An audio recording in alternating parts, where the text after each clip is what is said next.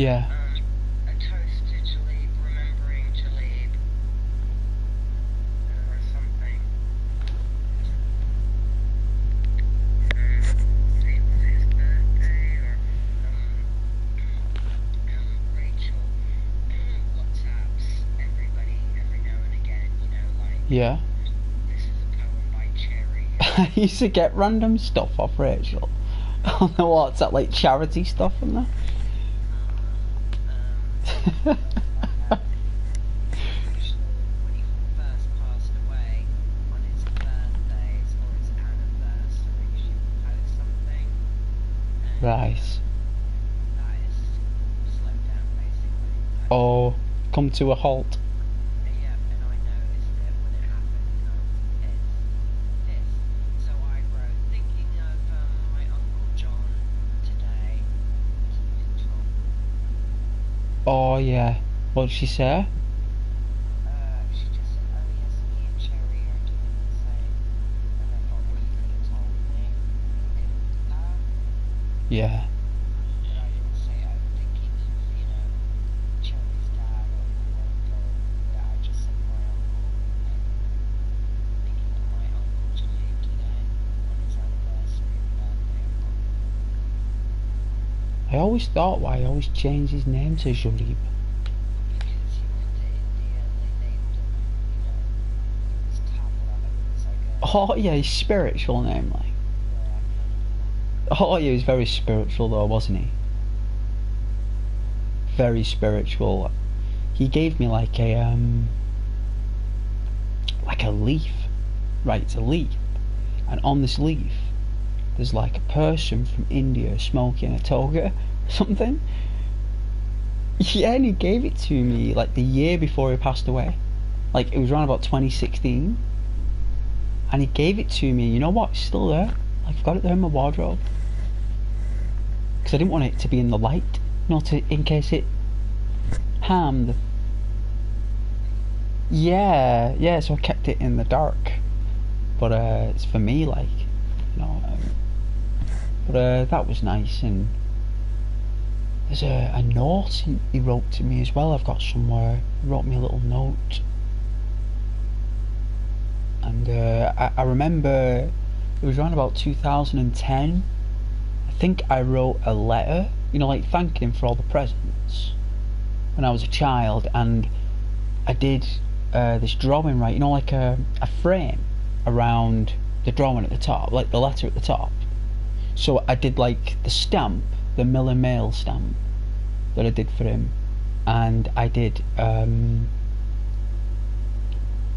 like it was like what did I draw? It was like all the leaves, and I did, you know, like lotus and all these different type of flowers, and I think each flower that I did for him represented a member of the family, and even the youngsters in the family I did as like small baby flowers, and each one had like a little initial in there to tell him which one was who. It's very small that I did it. You needed a magnifying glass, you know. And I did that, and it was on his fridge. It was on his fridge. You know, that's really cool, that though, isn't it? You know, it's kind of him, like.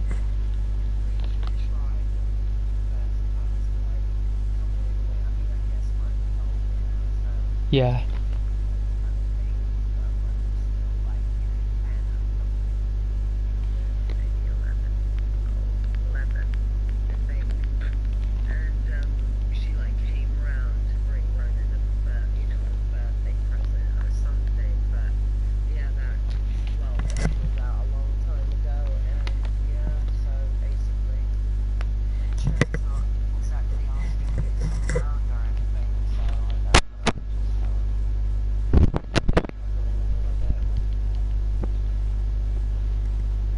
Oh, you'll be alright. Are you okay?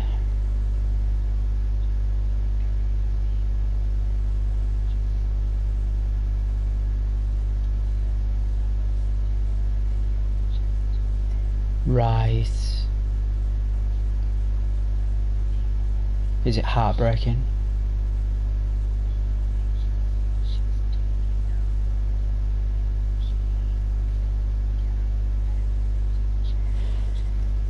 Oh man, right. I didn't realise it was like that.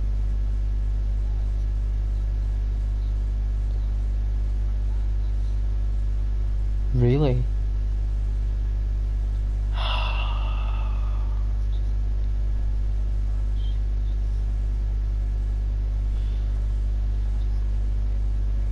Yeah, yeah, definitely.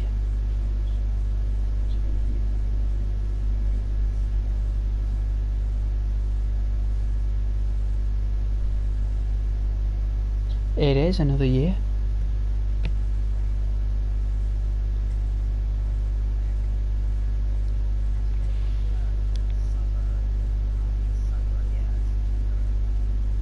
Well, it was a warm winter last year, so it stretched a bit.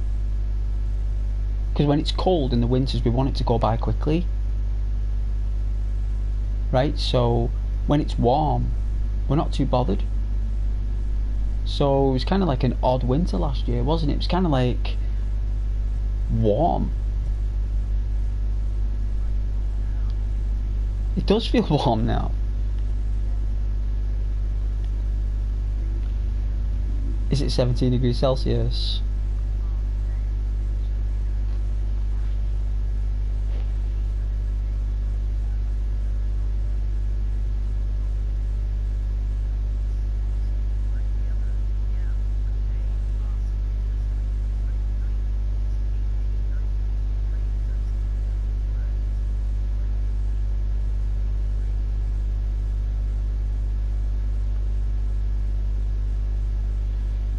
Yeah.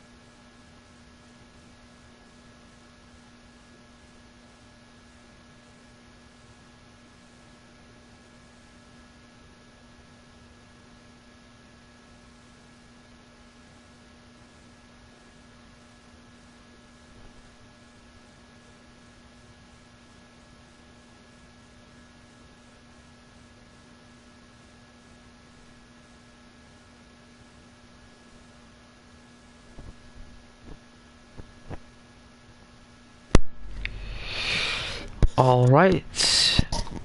I was on the phone. I had a phone call. So, yes, the Backrooms horror. Hello. Paul Jones. Alright, Paul. Welcome to the channel, Paul. I've heard of Jack Jones. Never heard of Paul Jones. You'd think they'd invest in some furniture. You know what, Paul? Good shout. But isn't it the mind?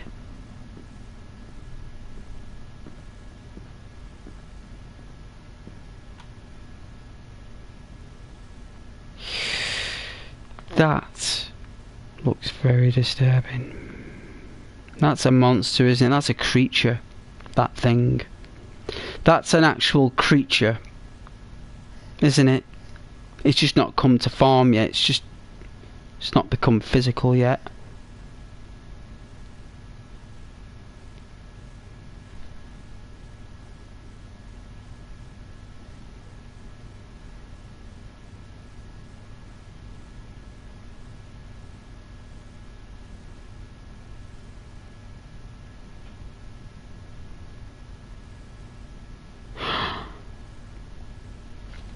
Hey Paul, an ink monster, it is.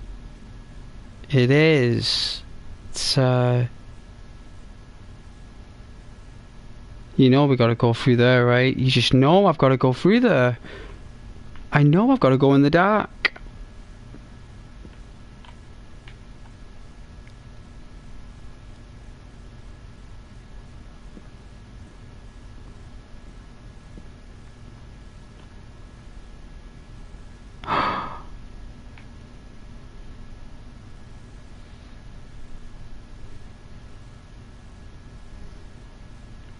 Is there a brightness on this, Paul?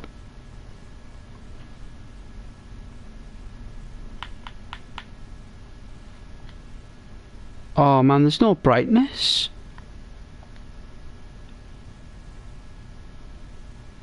Like every game has a brightness setting, right? What the? That is weird. Like, I can't see anything. Like, how am I supposed to play? Where's my TV remote? Paul? Where is my TV remote?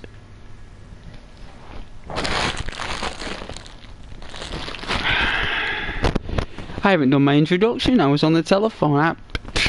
How natural of me. Well, this is Channel Ghost. It is indeed. It's normally known as the Ghost Express. You know, people jump on this express, you know, first class. They get treated by, you know, very well by Ghost. Hey Paul, they don't even give me a torch. Wow. Well, looks like I'm gonna have to find that remote. Because I've never needed it. I have the settings calibration on my television for games. And this game, for some reason, is very dark, Paul. And it's not exactly the brightest of games. So...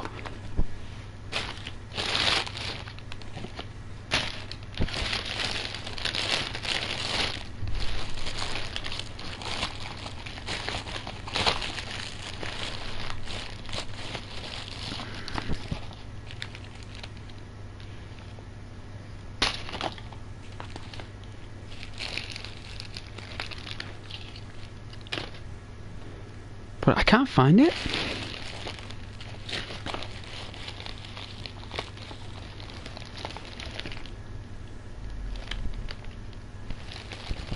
I cannot find it. For the love of me, I cannot find it.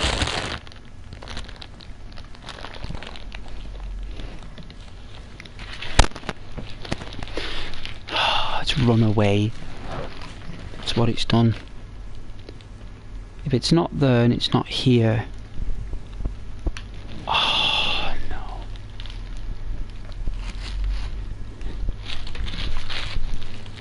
Oh jeez.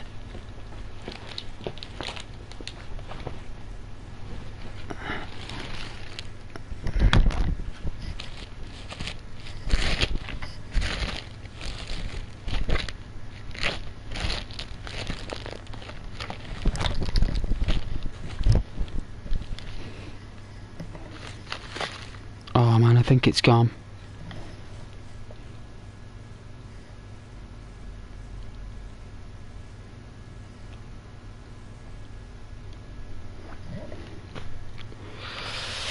I think this remote controller's done a legger.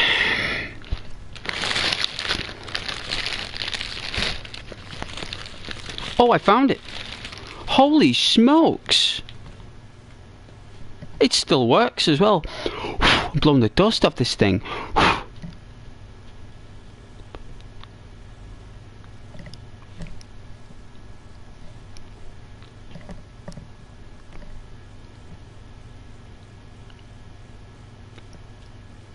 Alright, turning up the brightness on my end. It makes sense now. It's not really that dark then. Well, it is. You just got to turn up the thing. Let's have a look. Oh yeah, it's a bit gloomy on the phone. It's a bit gloomy.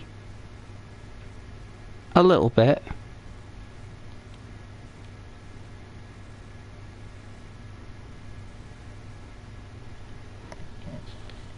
Alright, I've turned it up by 10 values, so that should be enough.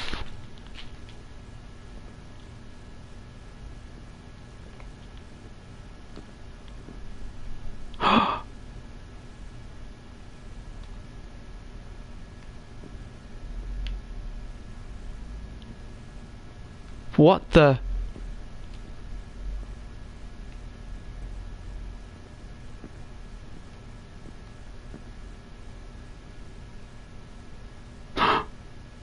Whoa, where am I going?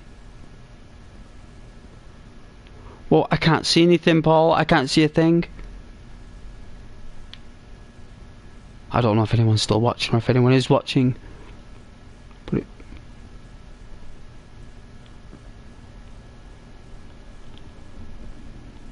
she can't go in there.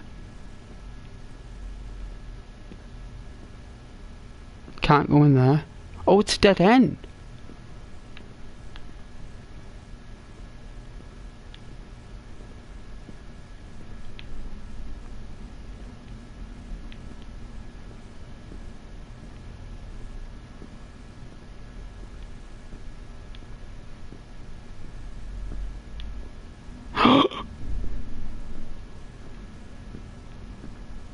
No.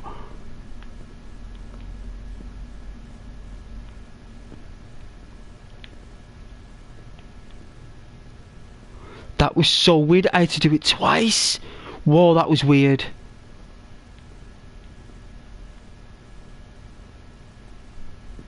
That was weird.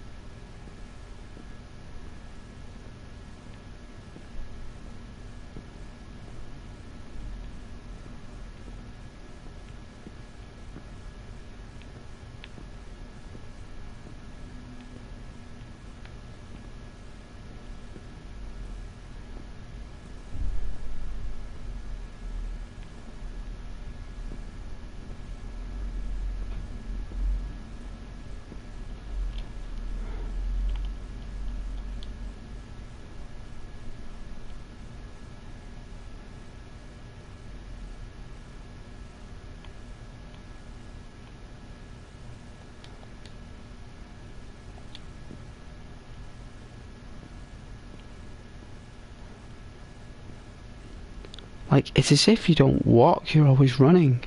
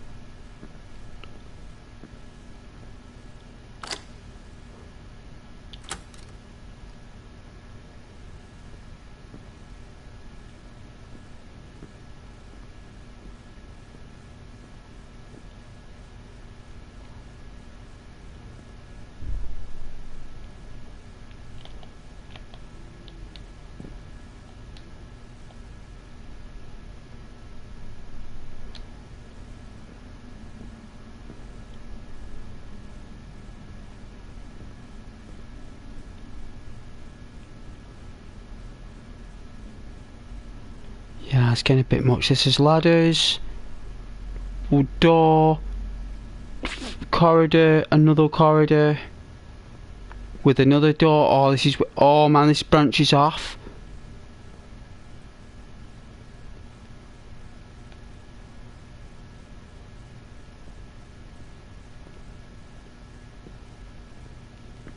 Oh, why are the controls terrible?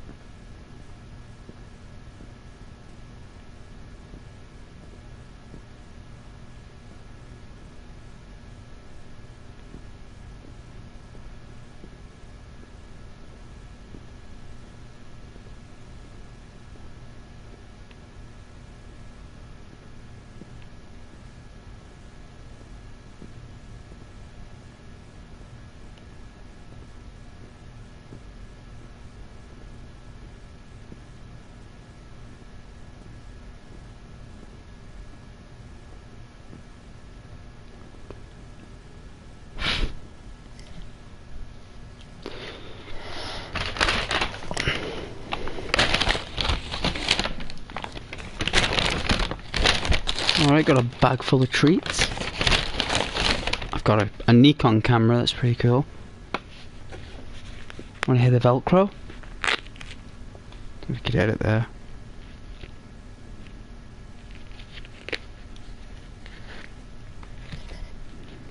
But I'll let you guys hear it. Alright. Everyone say cheese.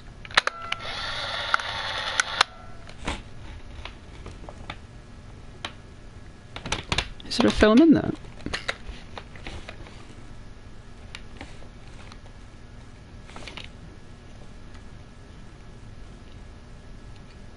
Oh, I think there is.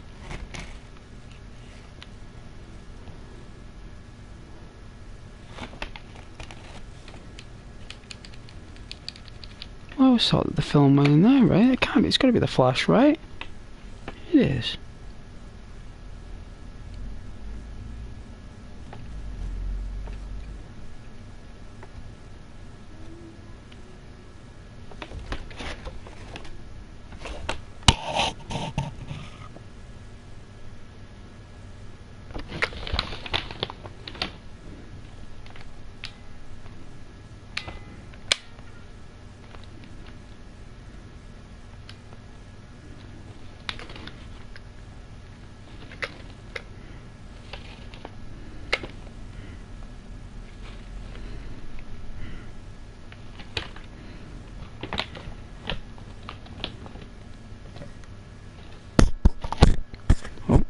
No, it's got this new camera today. It's one of the old school cameras.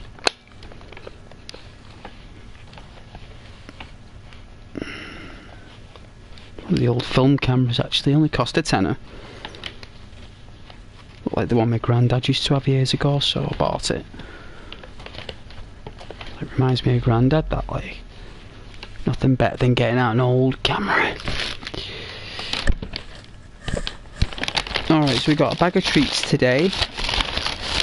We've got sugar ring donuts, and I've got some jack-o'-lantern biscuits. So, jack-o'-lantern biscuits are the nicest in my opinion. The gingerbread's covered in chocolate, and believe me, oh my god.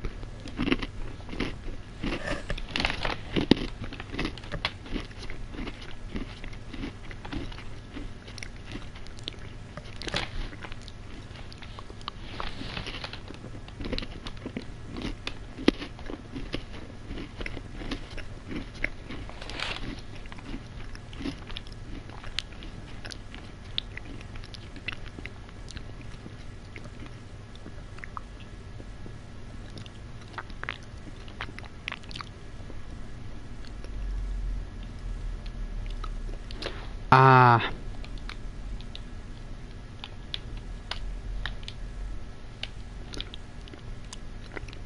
So we've got to find a key card. Is that what I've got to do? Find a key card. Jolly good. No problemo.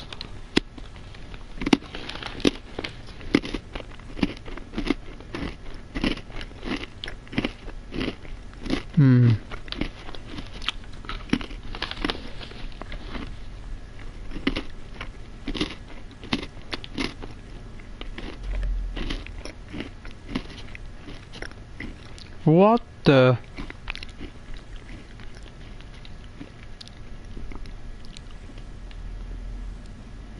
Oh my god, that is terrifying.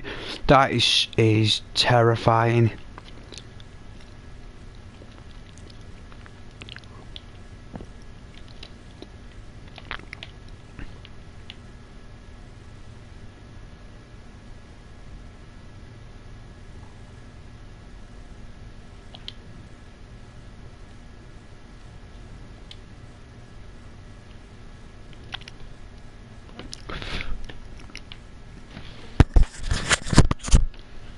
Goodness.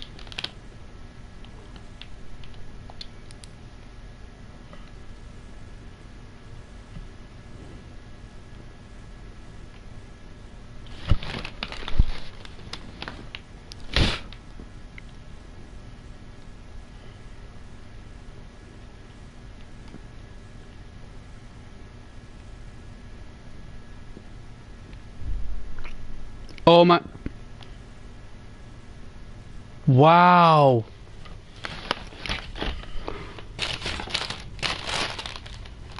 I don't know what happened.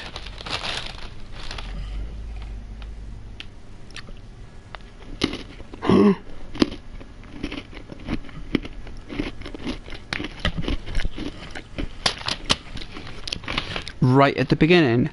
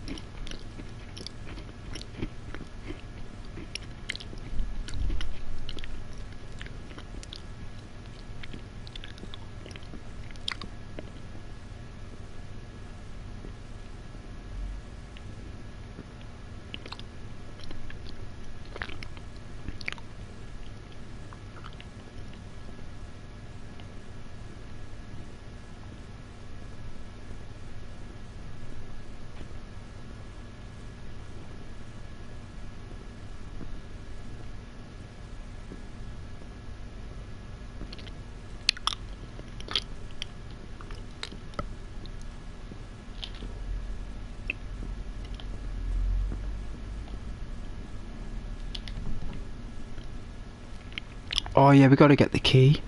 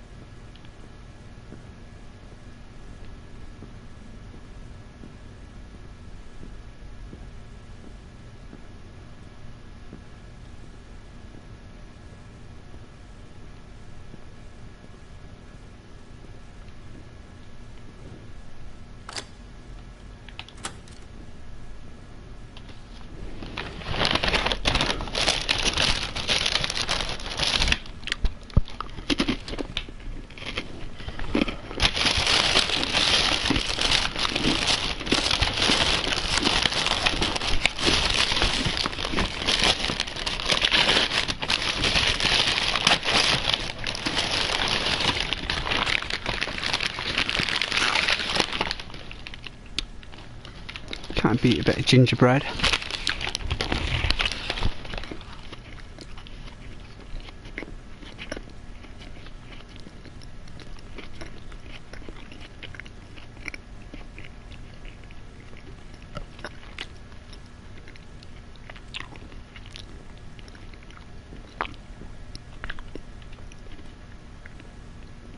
I think the flashlight is this way.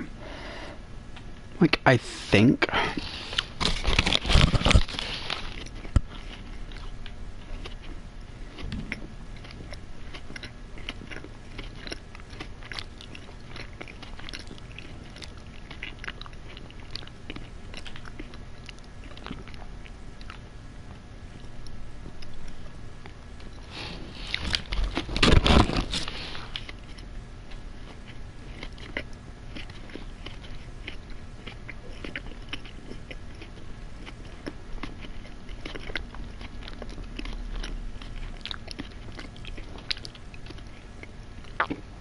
Oh my god, it's here.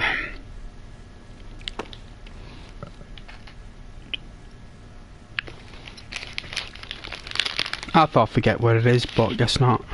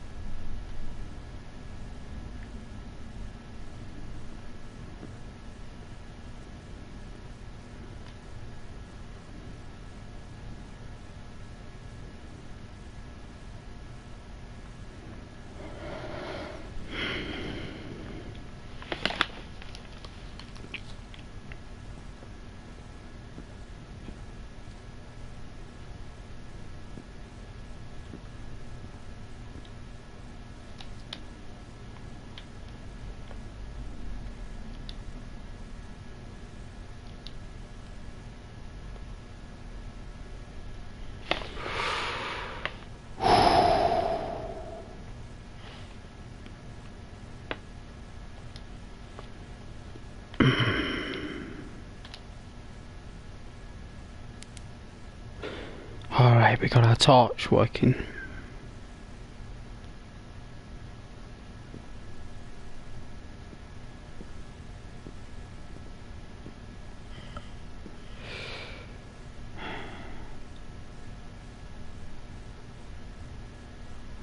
That looks creepy. It's definitely an office space, isn't it?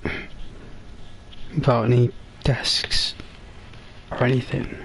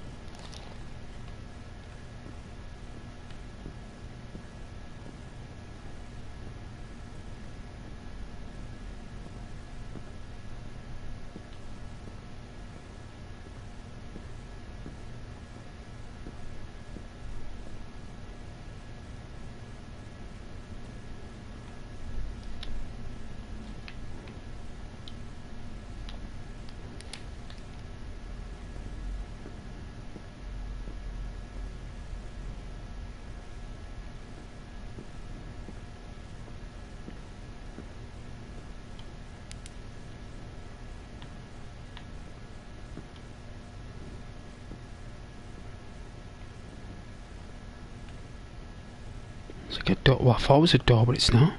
It's just the seams. This is weird. It's a weird game. It's weird, strange. It's weird. It's odd. It's just weird and strange and odd and weird, scary and nightmarish. Like, it's kind of like those dreams you have, isn't it, where you're just literally wandering through corridors and you just don't know where you came from, and everything changes when you turn around and look forward. It's constantly changing. It's never a fixed path.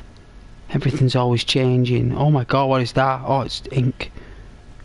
Right. That looks like blood for a minute. I thought it was very weird that the walls are bleeding. It's more like in a dream world. I think that means like your dark emotions, right? So apparently humanity, like, you know, humans, we have like a dark emotions. Like, every human has them. It's basically, it's whether a human uses them or not, right, to operate. You know, like your operating system. Like, everyone's got one. Everyone uses the same operating system as our ancestors. We just have control of the access to its points, right? So this particular meaning on dark ink that's glistening, right? Because it's not just opaque and matted. Right, so the ink isn't bland. It's not as if it's got no life to it. This ink has got actual living light coming from it. It's emanating from it. So when light's emanating from something like that in a dream, it normally means that it's aggressive, right? Because you probably think something glistening like that in a dream is positive glistening, but it's not actually. Glistening is actually like an aggression in a dream. Not in life, but in a dream it is. And the ink is emotional, so that's emotional aggression. That the game is trying to trigger players' emotional aggression, but it's doing it psychologically, so it's not exactly triggering it using guns or anything. It's doing it using mind games. And the wallpaper as well, it's like it's on repeat. The wallpaper,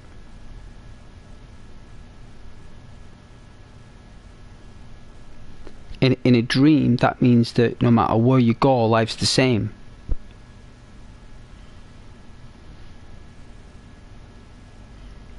You know, life is the same no matter which room you go in your mind. It's the same. It's something not right about that room.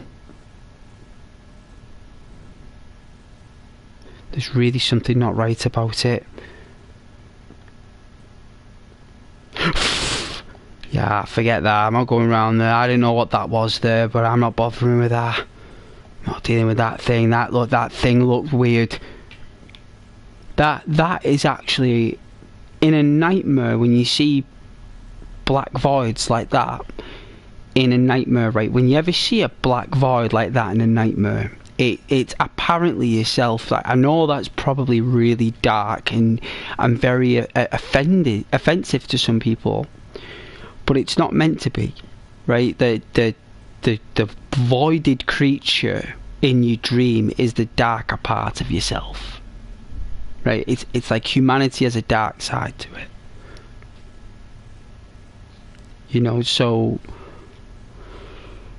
that creature then, because that was a creature, I saw something that was a creature. That is you, like this guy, but like the darker side of himself, what you can become.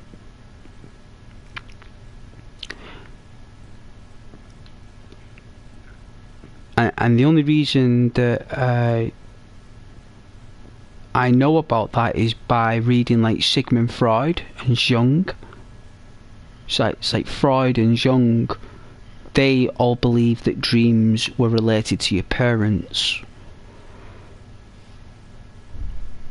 And he believed that if you were a female, all your dreams were reflected around your father.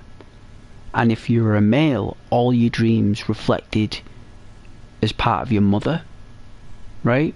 So apparently the way like the brain works, if you're a girl, you tend to more focus on being protected by your dad more than your mum. So you love your mum just as much as you love your dad, but for some reason to a female, the father figure is more like the protection thing. It's like it's biology, right? It's like it's not as if you can control it, right? It's something that's there before you were born. Like, it's before you were made. It was already made in a quantum realm. And when you're a male, you tend to more focus about protecting your mum. Like, you love your dad just as much as your mum, but for some reason you have like this inner feeling to protect your mum and your sisters. It's something that was there before the male was born, right? So these kind of things that are in us that don't change, that they're there and they'll always will be, is basically what all our dreams evolve around, is when we were children. So every dream you have now has something to do with your childhood, right? Like, that's what they said. They related all adult dreams, all your fantasies, even dreams that you have that are quite erotic. Even if you have, because it's an adult channel, guys. We all have erotic dreams. We all have desires, and we all have fantasies. And these games like the dark rooms and stuff and the back rooms, it's all about the back rooms of your mind that you keep hidden, even from yourself. But there's just going to be some situations where you're not going to be able to do that. You're not going to be able to hide it anymore. You're going to give in. You're going to give in, and you're going to accept. And that's what dreams do. They help you accept yourself. And that's all a dream is. It's a mirror reflection of yourself that's been generated through your computer system. That room keeps coming. Keeps sending me back to that room. No matter where I go, it takes me to that room. Hey, Freya. I didn't see them comments. I was in the zone. When I'm in the zone, you can't disturb this one. You can't distract the Ghost, Freya. You know that when I'm driving the Ghost Express. Who you gonna call? The Ghost Express? Smiley face. Freya, interesting. I've had several dreams that a dark figure is chasing you. Ah, well, that's yourself. That's you. That's what you would look like, Freya. If you were chasing someone, that's what you would become. right? That's what it's telling you. Like, it doesn't mean you are that person, Freya. It's just telling you that that's what you would look like if you become that shadow. So when you snap, Freya, one day you might snap, right? Like, no one wants you to, sweetheart. Like, everyone cares about you, right, in life. But if you ever snap one day, which no one wants you to do, and God bless you, Freya, but if you ever did, that's what you'd become, my lady. Is that shadow figure that you're afraid of. And rightly you should be, because you should be afraid of that person. Because your brain should tell you who you can become. And you, your personality that is Freya, will navigate those weird things that happen in the mind. You will navigate that and configure it and put it in the right place. There's just some people out there, Freya, that cannot do that. And that's where dreams help people do it. You know? So instead of you actually becoming the shadow, the dream showed you what you would look like as the shadow. And it wasn't very nice, was it, Freya? Because you run away, didn't you? You were running away from it. And rightly so you should. And I'd run away from you as well if you became the shadow, my lady. Anyone would. That's what animals were doing from humans for 1,000,000 years, Freya. They ran away from us because that's what we looked like to them. Giant black shadowy figures coming out the dark with spears and bows and arrows and weapons and attacking them in the dark. That's what we would look like to an animal, Freya. That's what we look like to wild boars, and we look like to deer and cattle. We look exactly like that, because that's exactly what humans are in this world. They are shadows to the creatures that walk on all fours, Freya. And all those animals are afraid of us. And there's that room again. There's that room again. It won't let me go away from it. Doesn't matter where I go. What in the Lord's name is that? Is that the door I came through? Am I right at the beginning again? What?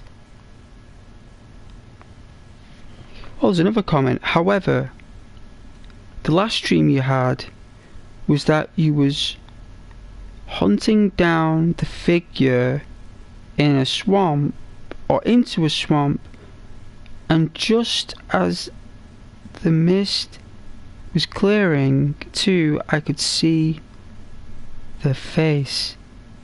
I wake up. Oh, so the face was exposed when the mist cleared. Ah, someone is deceiving you. Close in the family. Well, I don't know who that is, but for some reason, Freya, your body and mind has picked up that you're being deceived by a family member. Someone's not telling you the truth, Freya. Someone is hiding something from you and you know it, but you're too emotional to say anything because you don't want anything to go out of hand. So your mind has turned it into a swamp, because that's what exactly it's become. And the dark figures is your anger, and the mist is your frustration. And when the anger and the frustration faded, and all you seen with happiness and clear emotion, you woke up because you won't like the answer, Freya. You don't like the answer. Well, your natural being likes the answer. Your survival mode likes the answer, or it really enjoys that answer. But you as a person, you as Freya, doesn't like it. And you're probably a bit scared to find out, really. And rightly so, you should be, Freya, because your brain's telling you it's someone close to you is telling you porcupines, and it's affecting you financially. And your brain has told you that. It's probably a very close friend of yours who's just told you a couple of lies one day and it's stuck with you. Maybe they told you that they were here or there and they never were. Because think about it, it's all perception based. So maybe a family member has told you that they were at such a place, but you found out on Facebook they weren't. And sometimes you can get worked up over things like that, Freya. So it could be something small that your brain's magnified. because you're emotional, you know. But from what you've told me, that's what the dream's telling you, Freya, like from a basic perspective. It depends what the weather was like as well. If it was raining or sunny, you got to try and remember what the weather was like, because that would have been the temperature you were in at the time. Depending on the weather is what Fahrenheit temperature you were in when you were asleep. Because you notice it only goes very dark and very gloomy and red in a nightmare when you're sweating, right? So if your nightmares are ever dark and you can't see anything, that means that your temperature is increasing and your respiratory is rapid. So you're breathing quicker, you're releasing more fluid, and your eyes are moving very quickly, and your heart rate is increasing. Therefore, your fingers start to twitch, you'll start to feel like you're falling, and you'll wake up, because that's your body under duress. It believes that you're in danger. So maybe there was a dog or a cat outside that was close to your house or window, and your body thinks it's a danger to territory, and you've woke up. Sometimes nightmares do that as well. They wake you up, so you'll wake up to keep you alive. The dark figure dream were all from your childhood, before also a specific age. So before you were 12. My goodness. Well, that means that these people were teachers and guardians.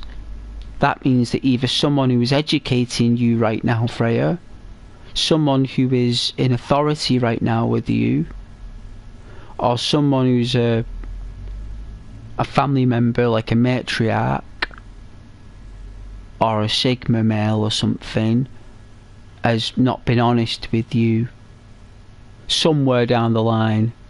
Because that's what mist and swamps mean. It means lies, Freya, in psychology. It means lies, and it means what's the other word for lie? There's another word for it, but it's in a different way.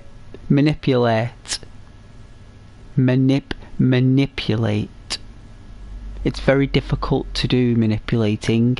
It's very easy to be manipulated, but to manipulate involves lying, right? So manipulating and lying are the same. They hold hands together. They hold hands together because normally psychopaths do stuff like that.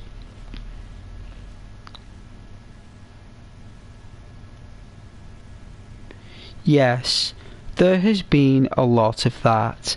Well, there you go. So people that you trust and who you love have lied to you. And that's your brain coping with it. And you're starting to give up, Freya. You're starting to lose hope, my lady, and you don't want to because you got your little one to think about. And that's the only thing that's keeping you going. That's the only thing that's keeping Freya grounded right now, is your child. If it wasn't for your child, you probably don't know what you'd be doing. You've probably been thinking about it as well, but you shouldn't. You should watch Ghost streams. Ghost still be there to support you guys when I can. I mean, I haven't got all the answers for you guys, but I can certainly entertain you. I mean, please take it as entertainment for yourselves. Try not to take it too much. Always consult professional help or advice for any major dreams you have that you're worried about. Just take me with a pinch of salt and a bit of a guru or a fortune teller. That's the best way to take me. So everything I say to you, you got to take it with love, right? And try not to think that it's a psychological analysis. It is not. It's basic, it's fun, and it gives you a better entertainment than looking it on Google, because I'll give you my interpretation. Your parents had to manipulate you because you was constantly questioning authority. Well, there you go. That's why I mentioned an authoritarian in the dream. That's why I said it. Because they are basic. They're called statues, Freya. I don't know if you've ever heard of statues, but in your dream, you create animated statues. And a statue has to be sculpted. You need tools, you need 2 hands preferably, a mind, and you need belief. So at least you've got those. Your sanity and stuff, you know? And statues in your dream, you've sculpted those individuals yourself, Freya. Like, no one's put them there, love. You did. You made them manually. You created them. Like, they didn't just appear out of fresh air. Your brain built every person atom by atom, even the major organs inside. Because there were major organs inside them. There was a brain, and that person can think for itself. I mean, it's in your universe, but they are actual people you made like God made you, right? You made them like God made you, like by the mind. Like, it's omniscience, isn't it? It's like, isn't that the word they use in like fantasy? Like omniscience? Like, omniscience is basically where you think of something, Freya, and it appears. And that's what you have the power to do in your universe. You are your own goddess. The goddess Freya. In the world and realm of Freya. And you have built all those swamps. You have made all of that mist and weather. You've made the shadow people. They exist in your universe. They're still there, Freya. They've not gone away. Just because we wake up doesn't mean that those people and things that we'd seen go away. That's your world. That's your place. That's where you are. You know? That's how you got to look at it. You know, it's your third eye. It's very interesting you're having dreams like that, because ladies with dreams like that, there's normally a lot going on, a lot of fire for you. A lot of fire and a lot of lightning, a lot of wind, and there's a lot of waves there, Freya. There's a lot going on, my lady. A lot. And it's all coming out in your dreams. And that's good. It's really good.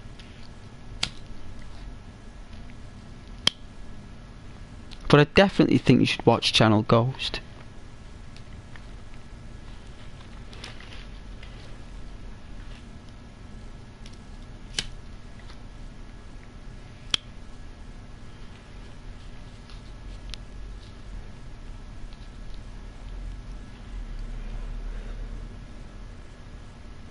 Hope you like the doorway.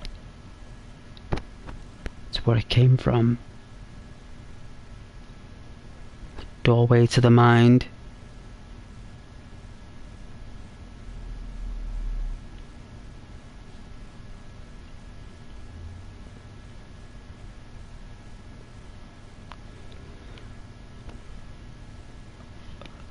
Oh, these, you know what, I like being scared though. I really like being scared. Is that a bad thing if you like being scared? Does that make sense? How can I like being scared in a game? How can I like being afraid? That doesn't make any sense. But I really do like it. Freya. Ah, yes. Your recent dreams mostly consist of love interests. Good. Good. Alright. The phalanx. The phalanx. Yeah, the knight in shining armours. Yeah. understandable. I mean, you want to be protected, right? Let's not deny it, right? You want to be protected. You got a child. You seek protection, right? There's no shame in that, Freya. You know, it's better to be open with yourself. You're afraid that you're on your own. You got a little one. You're dreaming of knights in shining armour. You want to be protected. That's what they mean. Especially past love interests. You know?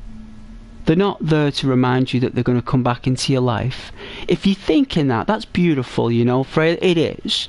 It's beautiful. Right? If you think they're going to come back into your life, there's nothing wrong with that. But the dream doesn't really mean that. If you want me to be honest, it just means that, you know, you want to be rescued. Freya, you want to be helped, you want to be supported, and you want to be protected. And that is called a woman, Freya. There are 4 billion of them on the planet, all wanting the same thing as you. Alright? So you're not alone, right? You're not alone. Every single lady desires that. I mean, obviously not every single one. I mean,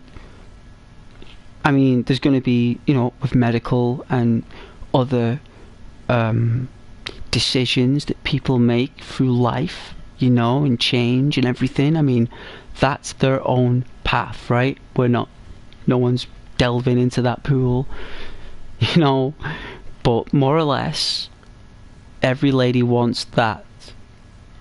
And every woman loves dreaming about their past boyfriends, especially ones that either treated them well or didn't.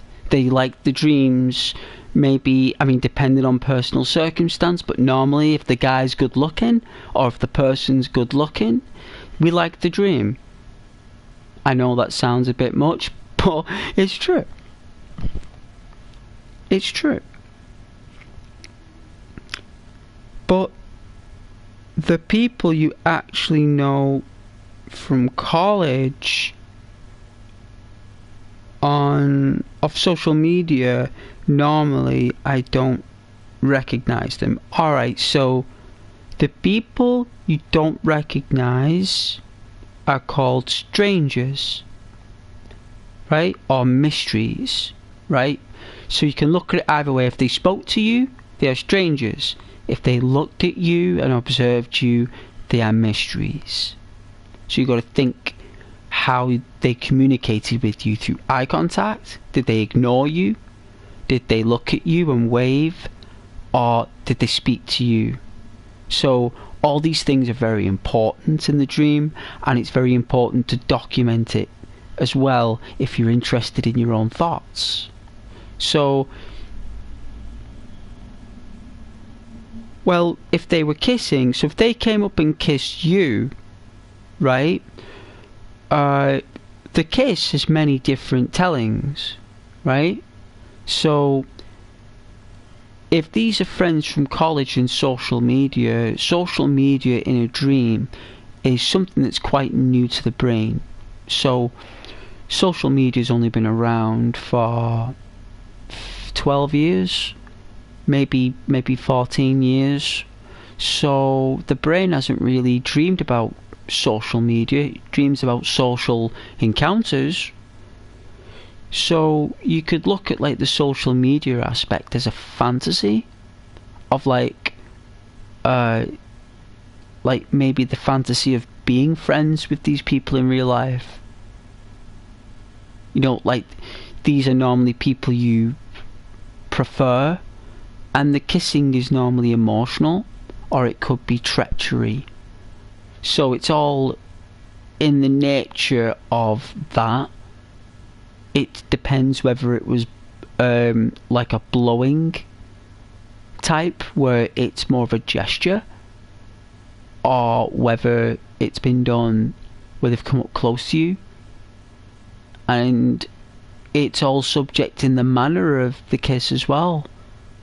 So you've got like many phrases of the kiss, really. It could mean like the end of something, Freya. Like the end of something. Something that's short-lived, come to an end. So, yeah, kinda odd that, Freya. You're having some bizarre dreams, Freya. They're really bizarre, but you are quite open about your encounters in dreams, so I do appreciate it. I really do.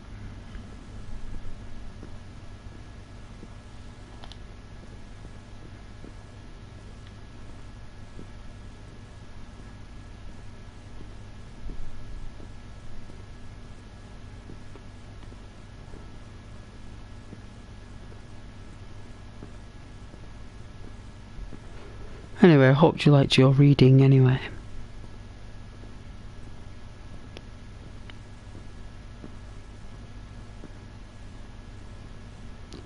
Yeah, dreams have always been fascinating for me. Always.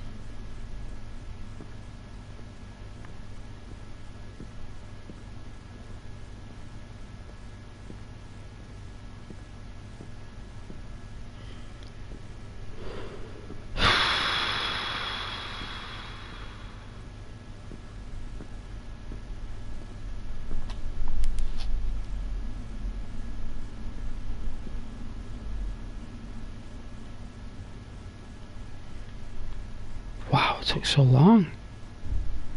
Jeez.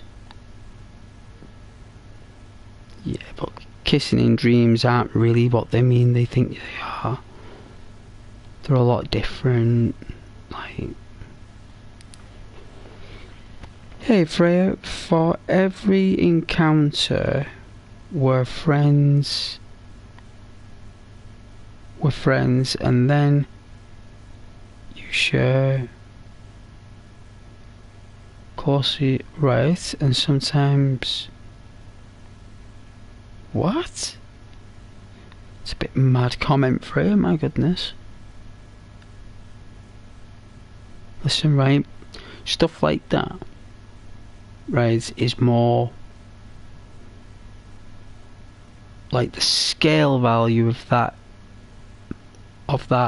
observation from a dream is more or less I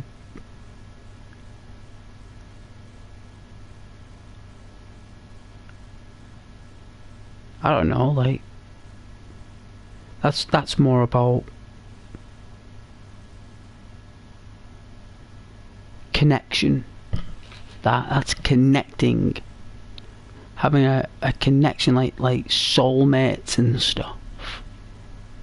It's not what you really think it is. I mean, you might want to picture it like that, but it's more about connection. That it's more about like a lack of it, and the brain does its best to reimburse you, like a compensation.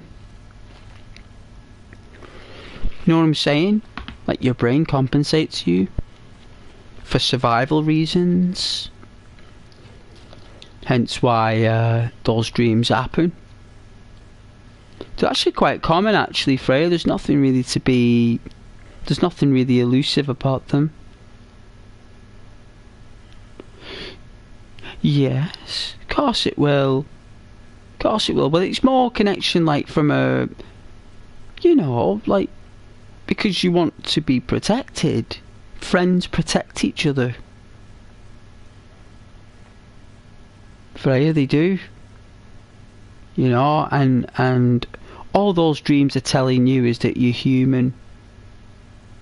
You're human at the end of the day. Like there's only so much you can do. Freya, you're not Superwoman, and you know you can't please everyone, Freya. You know, being a people pleaser, it's okay, right? You feel good about it at the end of the day, but it's very draining. And you're always pleasing your child, aren't you? Because you've got to, because you're a mum. and mums have got to please the children. They've got to look after them until they're about, you know, that age where they've got to have manners and stuff. But until then, you've got to appease and raise and you know, look after this human being. I mean, that thing would be screaming,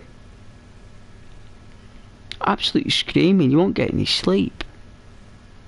You're constantly, like, you know, it's like you're constantly doing everything all the time. It must be draining.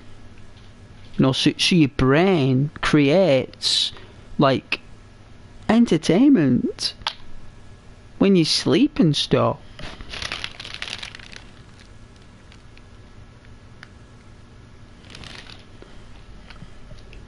Yeah, of course you will. Well, until he gets that age where you won't anymore. I mean, there'll come an age, Freya, when you won't be able to, because you won't be raised in the, like, you know, when they go to school and stuff, isn't it? Like, kids have got to know. Like, it must be difficult for mums, that, like, because it's easier said than done, isn't it? Like basically, kids have got to be, like, have some kind of social skill before they go to school, and that's difficult to do. It's literally a full-time job for the mum to get the kid, like, you know, because normally kids have dramas before they go to school and after school, right? So a kid, like, when my nephews were going primary school and I was walking with my brother, and my brother would say, I wonder which one will cause a drama. He's like, I think this one doesn't want to go to school today, so he'll probably kick up a fuss when we get past this lamppost, because that's normally the closer they get to school. By that lamppost, he knows that he's nearly there, and that's when the fuss will kick in. And my brother, like, knew straight away that, like, his son, one of his sons, is going to basically be, like, screaming in the morning, not wanting to go to school. And my brother used to be, like, spend another, like, 8 minutes on the pavement, like, you know, calming his son down, telling him he's got to go to school. And like, my brother did that, and I watched him do it, and I was like, I remember I was stood with my nephew, my brother's other son, and, like, he said to me, he goes, he said last night that he doesn't want to go to school today. So like, his brother already told his brother and the nephews that he doesn't want to go to school tomorrow. So he'd already told his brother he didn't want to go, and then he's kicked up a fuss, and then it's like nearly 10 minutes this kid was screaming on the street, just screaming madness, Freya. It didn't make any sense, it was just screams. He just didn't want to go to school for some reason, you know. And how my brother's able to do that with his wife, my sister-in-law, to calm the child down, you know. It's alright, you know. It's like, you know, your Uncle Ghost is here, you know. After school we'll both be here, we're both gonna pick you up. Uncle Ghost will be here, you know, and Uncle, you know, and Dad Ghost and Uncle Ghost will be here when school finishes, and it's literally in 6.5 hours. Like that is like when the big hand goes here, he'd say, Freya, and the little hand goes here, be like, look at your watch, look that we got here. He's like, when the big hand goes here and the little hands, the next thing the kid's smiling. So my brother's got this screaming child in the middle of the street in front of other kids, by the way, Freya, in front of other children, and he's screaming, and my brother turned it around. And that's a father, that. Normally, Dad just says, shut up, get to school, go on, get in there, I'll be back here at 3:30, you better be good, and walk. You know, most dads would just do that, right? I mean, normally. But not my brother. He actually got down on one knee, went lower than his height, went lower than his son's height. He went shorter than his son. He was looking up at his son, you know, and he's looking down at my brother, you know, and he's looking down at his dad. And he knows that his dad wants him to go to school, you know. It's like, you've got to go.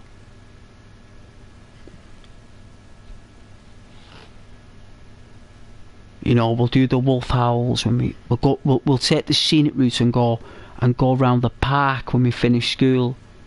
We'll go round there, and it's just how he did it, you know.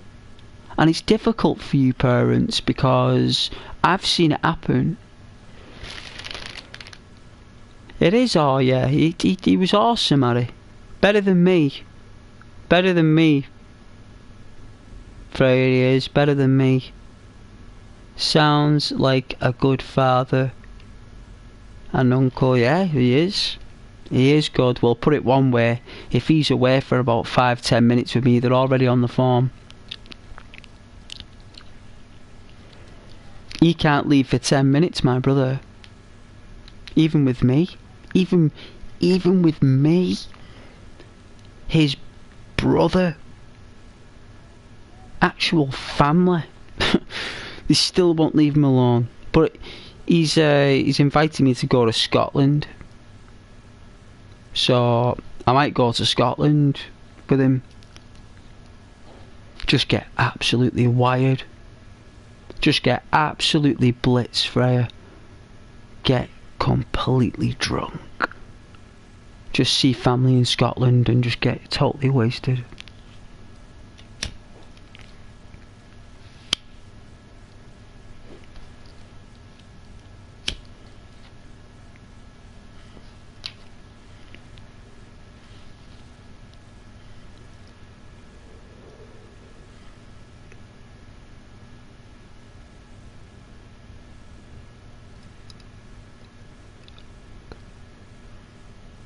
But yeah, I really enjoyed those days.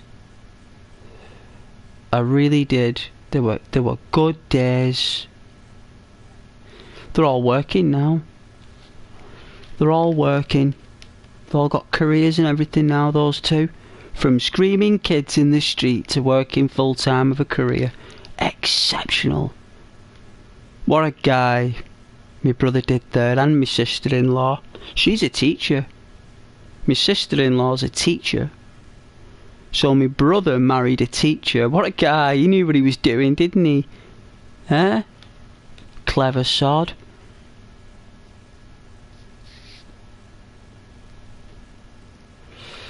He's a civil servant, my brother. He's a civil servant.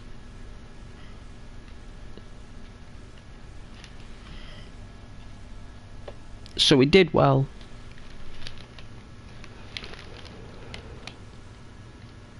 Do it. You was supposed to visit a friend in Scotland. Well, I am going to do it. Of course I'm going to do it. I just need to convince my employer, Freya. That's what I need to do. I need to convince my employer.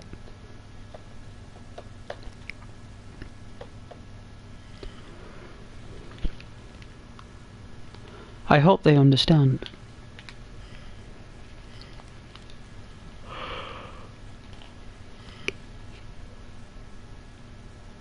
Yeah, he helps people, my brother. He helps people. Most of my family help people. Most of them do. He's good like that, though.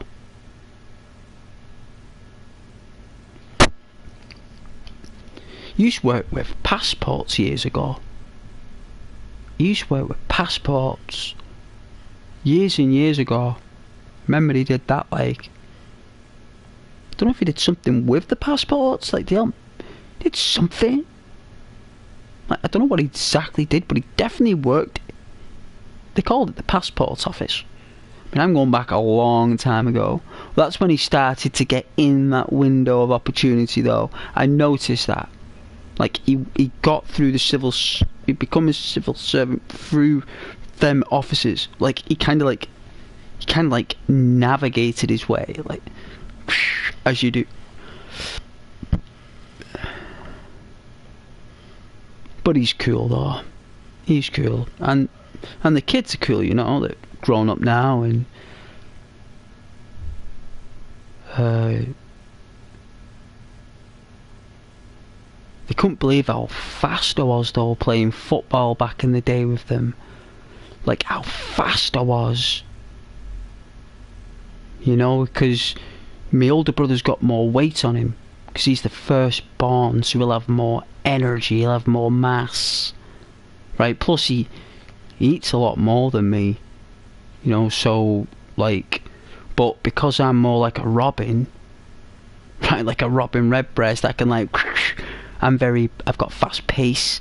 So when it come down to playing games with my nephews, like football, running, rounders, cricket, it showed, Freya. You know, my dexterity, you know, it, like my strength showed in other ways, like my break dancing at the time when I was dancing a lot.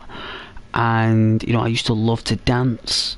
When me oldest brother was just like a plank of wood. Do you know what I mean? But I had that bendy way, you know. So, as brothers, we have our strengths, you know, and we have our weaknesses. So, it was just nice, like, back then, where they didn't expect me to be that dexterous or skilled. You know, like, or like have my own place and my own career. You know, it's like, you know, they were proud of their uncle. Like, I'm my skills at drawing as well and painting. You know, and I used to read James and the Giant Peach for him, you know, the entire book. I used to sit down, right, in the living room, and when my brother needed a minute, when he was tired, and he needed to have like a, you know, like a cigarette in the backyard and a cup of coffee and something to eat, you know, I'd read the book James and the Giant Peach, or Matilda, or whatever they wanted. And you know what? It's the only time they'd be quiet, because I used to do the voices of all the characters in the books. I used to say, do the voices, do the characters. I'd say, okay, I'll do the impersonations, like the accents, and even the old witches and stuff. I do the croaky voices as the witches, and they loved it, you know. Like, I think that's all part of family. I think it's all part of the being raised. And you know, it doesn't matter if you've got iPhones, tablets, the best technology in the world. You can't beat story time. You can't beat story time, Freya. You know, I've always believed in story time. Like, you know, on the carpet or on the couch, reading Roald Dahl, Ladybird books, horror books, you know, like friendly horror, you know. Good times, you know. I really enjoyed it back then. You know, I had a lot more time. I had more I think I was a lot more interested as an uncle back then. I don't know if I've lost interest anymore. Like, I don't mean that in a bad way. Like, I love my nephews and stuff from my brother, but I think just after the pandemic and everything, Freya, and after everything that's changed in our lives, and, you know, yeah, like, maybe I've just been more focused on myself lately, my streaming, my job, you know, trying to build a community, Freya. I know I failed with the last community. I know I did. I know I failed with that. And that's my fault. I'm responsible for that. And there are lovely people in my community. They're not here. I know they're not. There are a lot of people, but I know the ones that I had were very nasty. And I don't have time for that. I create this channel for to build a community as well as play games. So, you know, to give the fortune tellings online and the readings, like, you know, that's why I do. You know, it's fun, but I failed at it, right? Because the people that I governed on the channel and accumulated were making fun of the channel and the community and people. and that is a shame. That is a shame, because I am an awesome person, right? And I care a lot about individuals and the community in general, which is why I do this stuff. It's why I speak to you guys on a one-to-one level with your comments and things, because I know that's a dying thing on YouTube. I wanted to bring something back, but I somehow failed to kind of like convince these individuals that the right path is the way of, you know, being polite, being loyal, being reliable, and being entertaining. You know, it was just completely the wrong crowd. You know, and that happened, so I don't mind restarting the whole skaboodle, you know. And I've done it with family. I've restarted with that. I've done it with friends. I've done it with past lovers. I've rekindled a lot of things, and it's not over. It's not the end of something at all. It's merely just I accumulated the wrong crowd, because the crowd I accumulated lost respect for me and the channel, because they do not appreciate my work. They appreciate sabotaging, and I cannot accept that presence on the channel any longer. So I you know, it's their loss. They are no longer will be here. They will no longer be here, Freya. Like, I don't know if you're expecting these people to say hello to you. They're gone, right? They're gone. They won't ever be back. Like, me and Tool, we removed all of them. Like, they were using 8 different profiles in one IP. One of them was using about 11 different accounts. It was crazy. Like, I couldn't believe it. It's like 11 different of the same people, all saying the most abysmal things. Like, I will not tolerate that on my channel. Like, what in the Lord's name? Like, chill, man. Like, it's just a channel, bro. Like, I can't believe that obsessed with me. Like, I must have done something good for it to do that. Like, they have to appreciate the channel. They must participate in the suspension for it.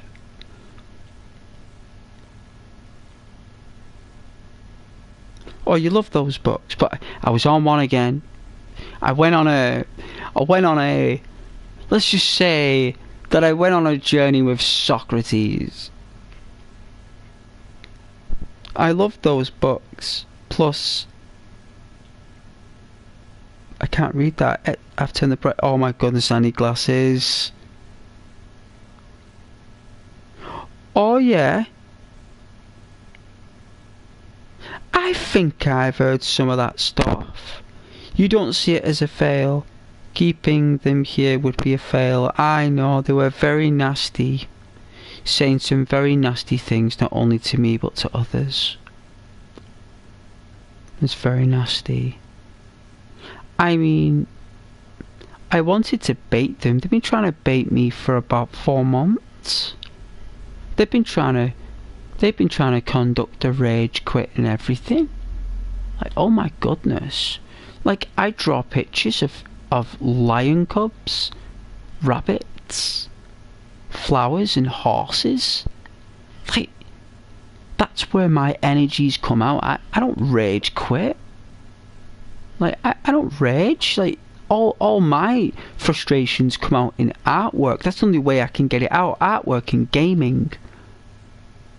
That, like on the controllers, when you're pushing the buttons and you're holding the controller for it, like holding the controller and doing the directions. Like it's not like being hand-fisted. I don't mean like with the controller or anything. It's like my that frustrations in life, instead of it coming out in the vocal, you don't do that. You let it come out in creative artwork or football or I don't know, like reading the newspaper or holding the controller and like holding it, and you could crunch on it, can't you? You can like you don't know you're doing it, but it's built for that. It's built and made for it. So it's kind of like a squishy ball, the squishy stress balls, but it's not a squishy stress ball. It's a controller. So it comes out in that, and it comes out in the painting or the drawing. So they were trying, like, I would rather have like a handful of people saying hello to me, right? I would rather have a handful of people say hello to me and be lovely to me than like 10 to 15 people just out to hurt the channel. And I can't believe that, because it's an absolute tiny insignificant channel. But you know what, Freya, I have not give up, right? And I had 240 subscribers, 240, maybe 220, and I've got nearly 800 subscribers since I've been streaming, and all of them like been nearly one a day until I had that. Well, as you're aware, I've been subject to a tarnishing, Freya, apparently. Ghost has been subject to a tarnish. I apparently, me, without knowing it and oblivious to the world, just playing my game harmlessly in life. All I want to do is help people's well-being, right? I mean, that's all I want to do. All I want to do is improve people's confidence, help people's well-being, make sure they're okay, any safeguarding involved, or entertainment and having a laugh. So all these positive things that I'm trying to navigate and to help others with, like, I don't know, kind of like what Florence Nightingale was inspired by, or what Queen Elizabeth II was inspired by, or Princess Diana, or great people like how can I say, JFK, yeah, the Kennedys. They were inspired by helping others and well-being and confidence in individuals and in the workforce, and finding your skills, harnessing the best within yourself. It's not what your country can do for you, it's what you can do for your country. All these inspirational people in the world, that's who's inspired me. Martin Luther King, Will Smith, all these awesome people.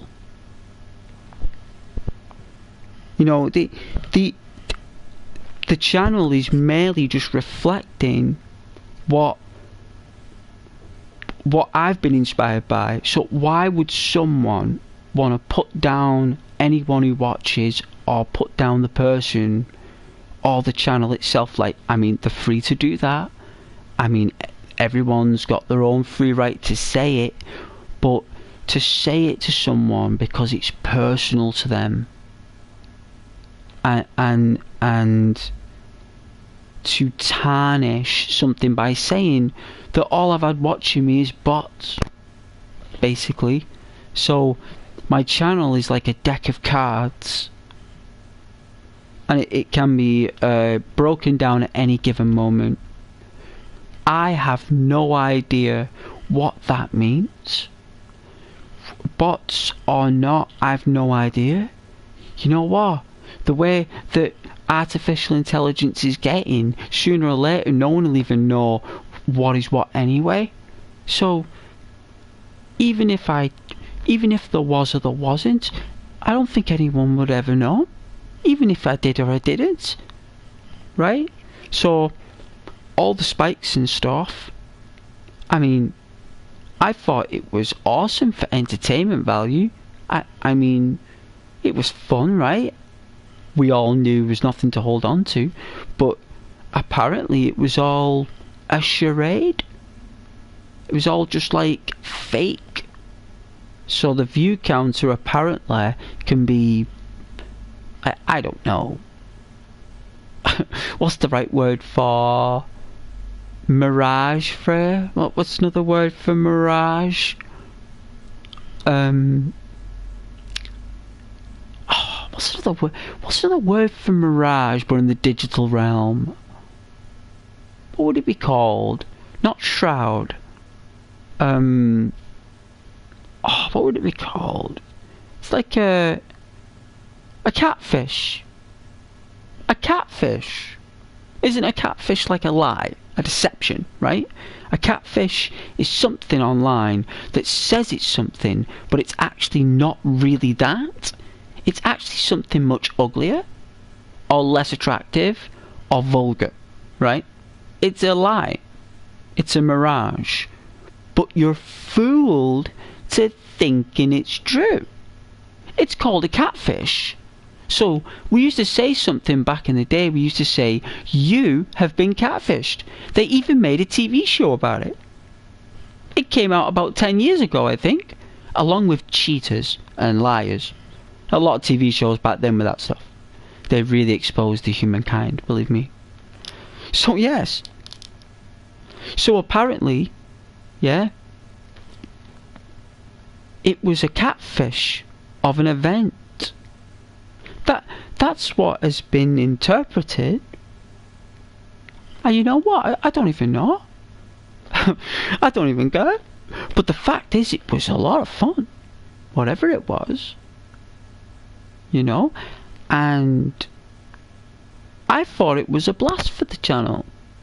I mean, for a tiny channel, for that to happen, that was pretty epic. And if someone out there, if someone was watching me, right guys, if anyone who was watching me and you, as a genius, were able to take my channel and put it in a realm where the view counter would change to 300 people watching when really they weren't real people, and to make it really happen for no one to notice it, and if that's what anyone's saying, I think that's the most genius, like, epic way of deception and catfishing. Like, it's like 10 out of 10 for effort. Like, I can't even believe that was possible. But if it was, from what I've been told, then my goodness, man, you should be working for like some IT company or something. Because if you're able to do that, then that is some major skills. You know, that means you've got some really good, adept technological like navigation of pages and stuff. Like, you have really good editing skills, right? Like, you should put that in other directions, like helping law enforcement or helping like animal cruelty programs and stuff, like using your IT skills to help others rather than putting pages on other sites to cause manipulation of numbers. Why don't you use your skills to help others, like cruelty to animals or law enforcement? Like, I think you should, because it's epic work.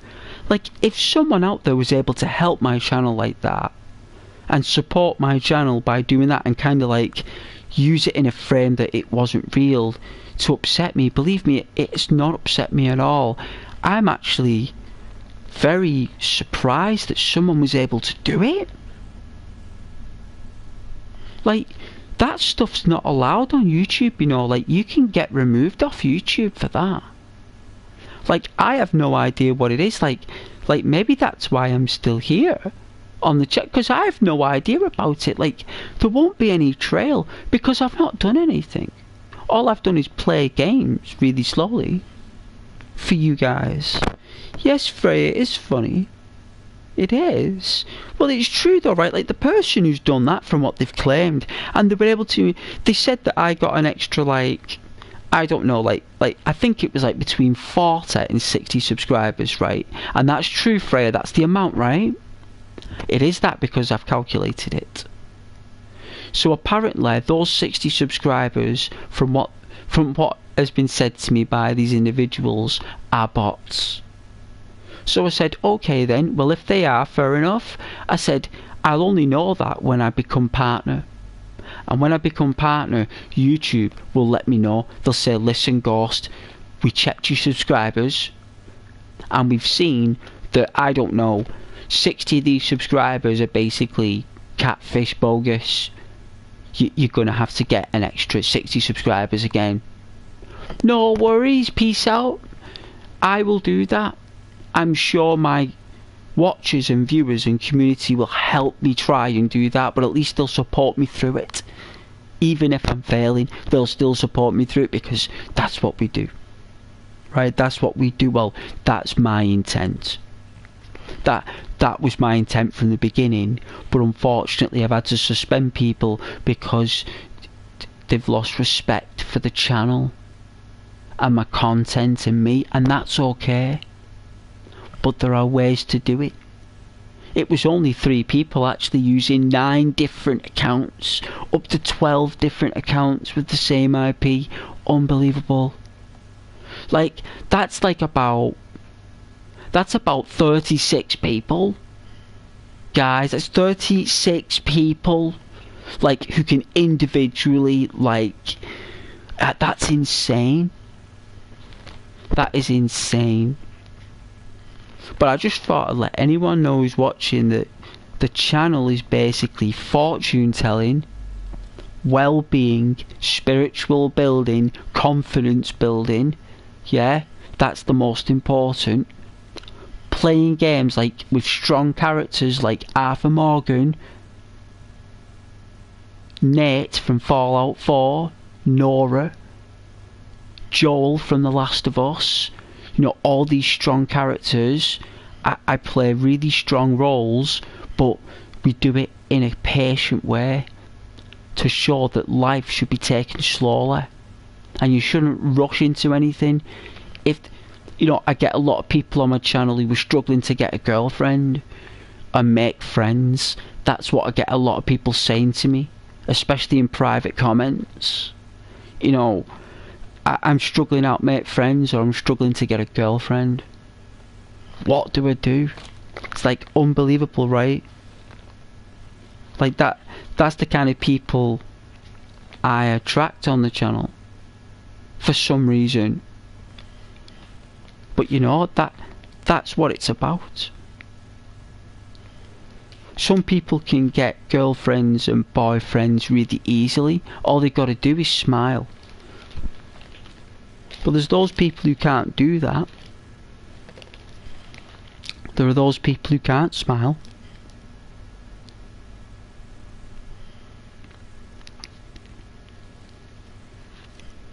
Yes, Freya was a magician.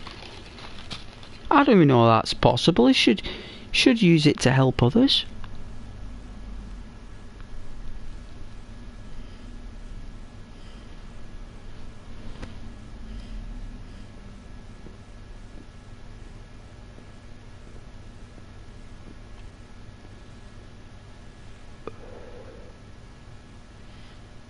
Scary game though, right? But I just thought I'd be open with the community. They gotta know it's terrible. It's terrible. Ghost is very disappointed. I wasn't able to turn it around.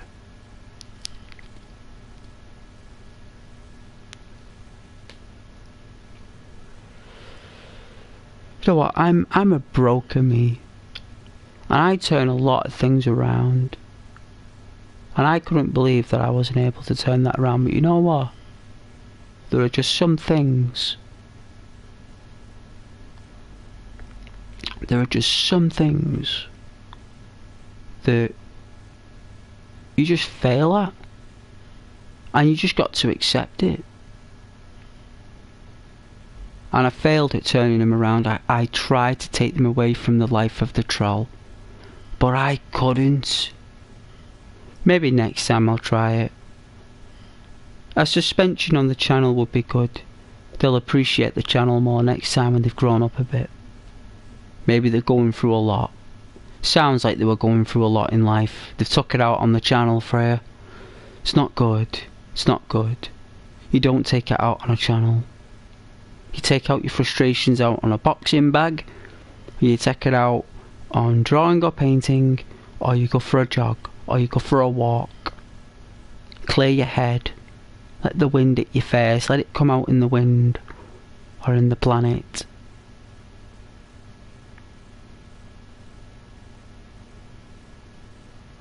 You know, whatever it is.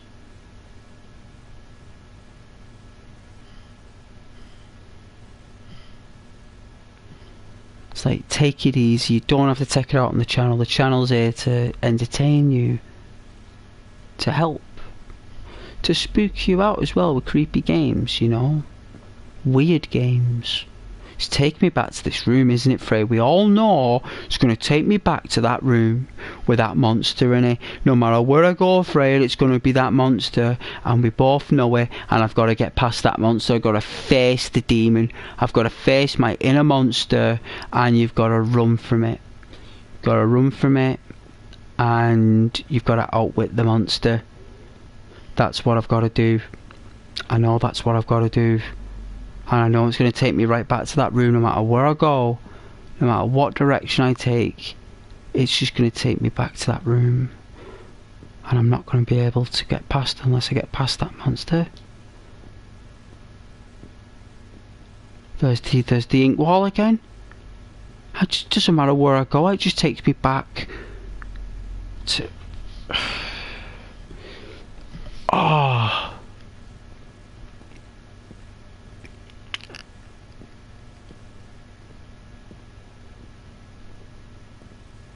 See how things just appear in front of you?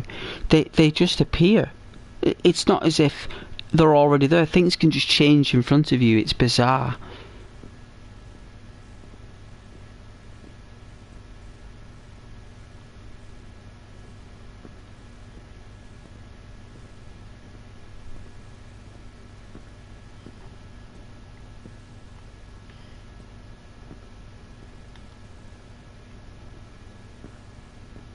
What the...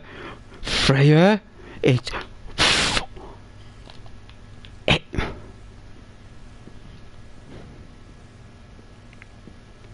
Even if I go the completely opposite direction, it will take me right back to that room. You're laid back, conscientious, kind-natured, offended them. It did.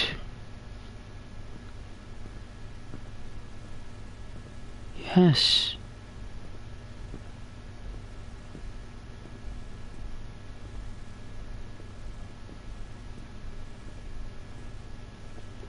They were jealous because I have a lot of ladies who join the channel.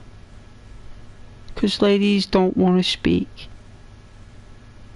on a social network that's public, safe and comfortable, in an environment where they want to speak to someone who is polite and does help others. That's what ladies enjoy the company and entertainment of. Like, there are times and there are places where a lady might require certain forms of media, like I don't know, it could be romance movies, dramas or whatnot, but when it comes down to interaction, it's normally those descriptions you've mentioned, Freya, is normally the qualities of a personality that, well, ladies kind of appreciate in a gentleman, because I too can be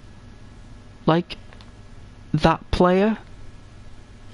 I can, like, in life, with the game of life, as we call it, like we all play that game, that's the way we play it. Yes, I can and will play that game in life to make things really fun. But on a social media concept, like a social network,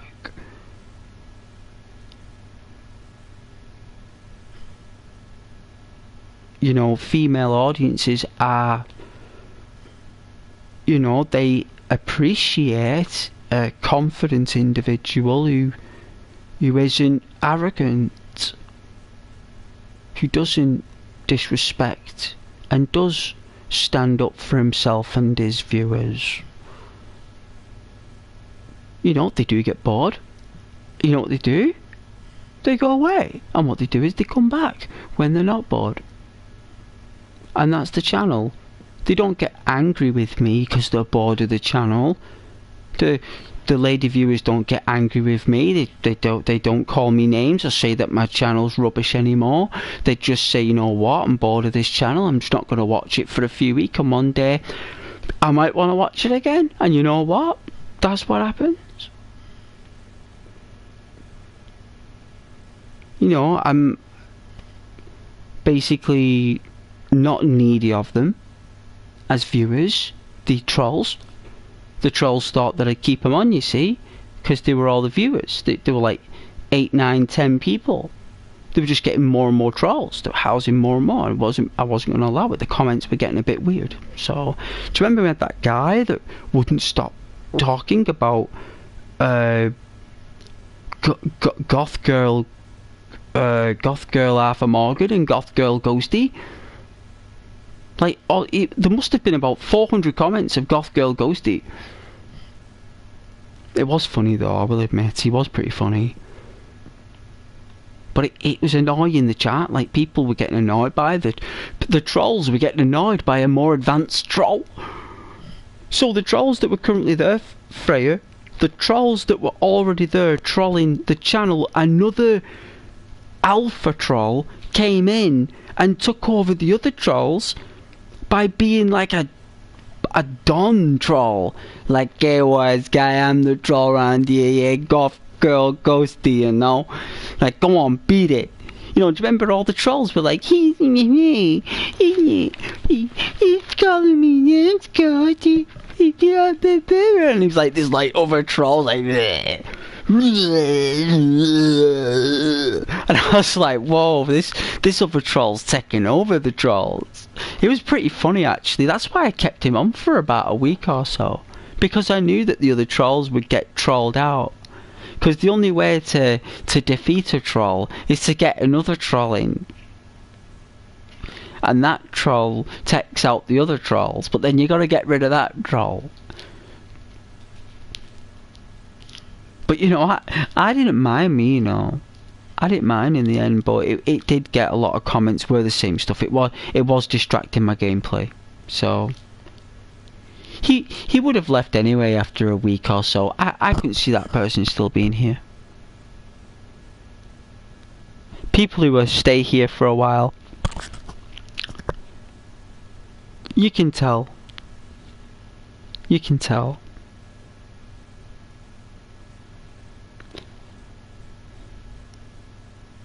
It was troll rotation. It's exactly what it was. It was just another batch of trolls coming in trying to take over those trolls. They really appreciated me as a viewer, the other trolls, and these trolls didn't want to be trolled out. But who did they squeal to, Freya?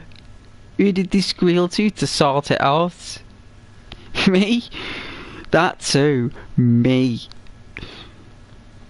So they do want to be here. They still do. They still want to be here. They're just angry right now because they know I'm just too mature for that. They gotta stop. They gotta stop being a troll.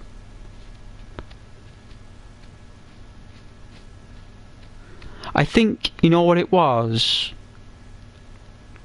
I think there's a thing called herd mentality. H-E-R-D, herd mentality. And when it was just them on their own, I think they weren't a troll. It's only until the other trolls came in with them that they became a troll with the other trolls. But when it was like just me and just another person, they were fine. They kind of like, it like escalated, as I should say. I think escalated. Right, guys. Oh, I got tired in the end.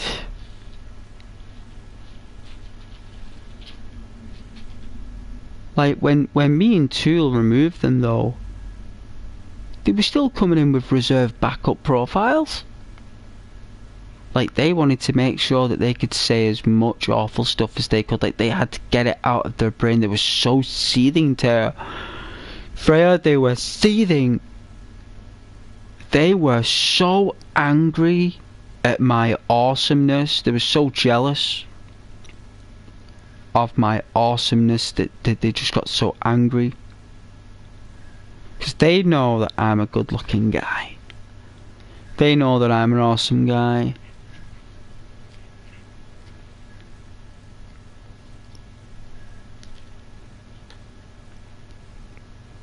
And awesome guys is what people buy into. People invest in awesome guys because they invest in awesome guys because they invest in your personality. They don't invest in anything else. They never will. They'll always invest in you as a person. Your skills and stuff is just all like extensions and stuff, but really it's all about you. Your character, your nature. And that's very important. And I don't know where I'm going here.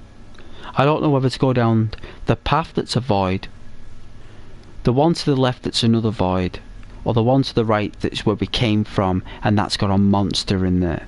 So it's either take a right to the monster, go down the middle through the void, or go down left through the void. That's what I've got. That's my choices right now. And they all look frightening.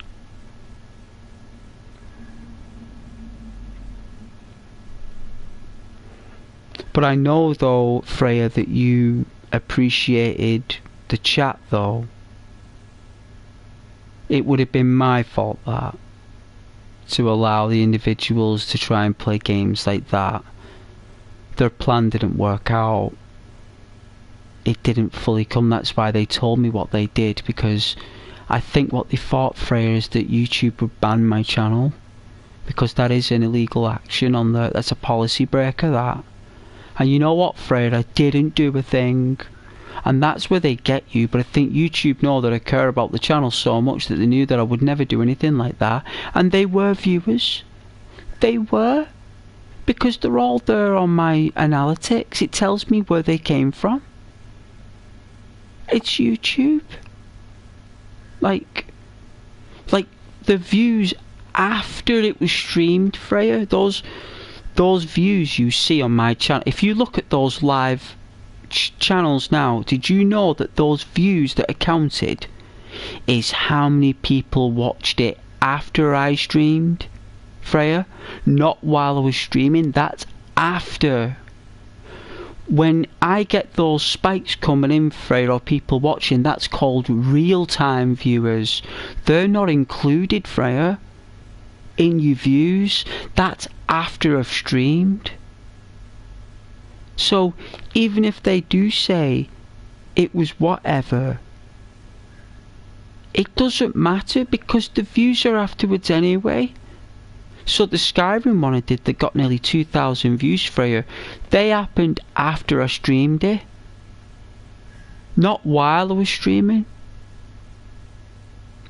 And all those views I got was through the algorithm are shared through PlayStation Store probably, the network, and Xbox probably, and YouTube. So it was done honestly and with integrity. From my perspective, you know what I mean, Freya? From my sat down on the sofa here, I did everything what Sony tells me to do. So everything that goes through my stream is through Sony. So Sony wouldn't allow anyone to do that. So everything I've done is shared through the Sony share portal to YouTube. So it's gone from Sony to YouTube to the viewers. It's gone through 2 different companies before it's got anywhere else. Like a dream, maybe you just need to go into that room and confront the monster. I know I do. What, myself?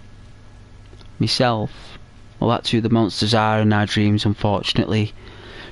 Not many people like that when I tell them that, you know, Freya, they don't. And when they say this monster was chasing them, it was a beast or a vampire, or it was this, I say, well, you do realise that is you. That's what you look like when you lose it. That's what people see anyway. Well, that's what you see. It's like that's what you've painted a picture of yourself when you lose it. And it's like, really? Like, I'm an angel. It's like, no, you're not.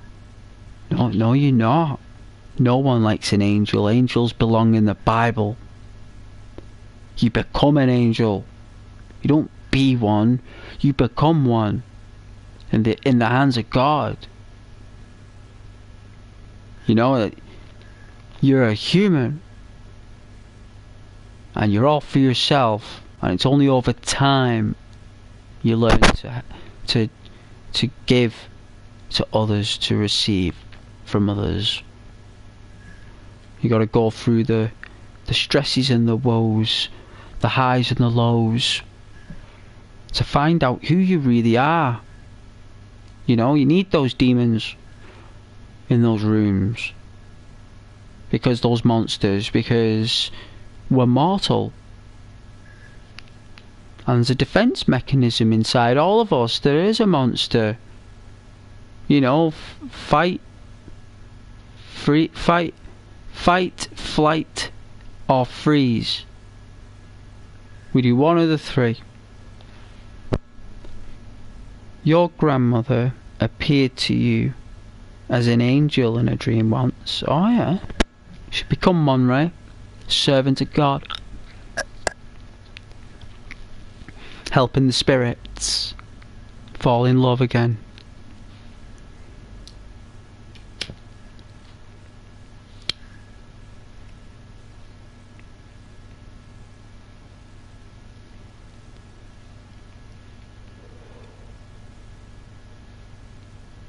Oh yeah.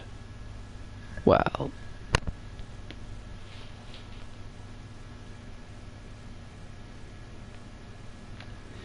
probably she came in that form to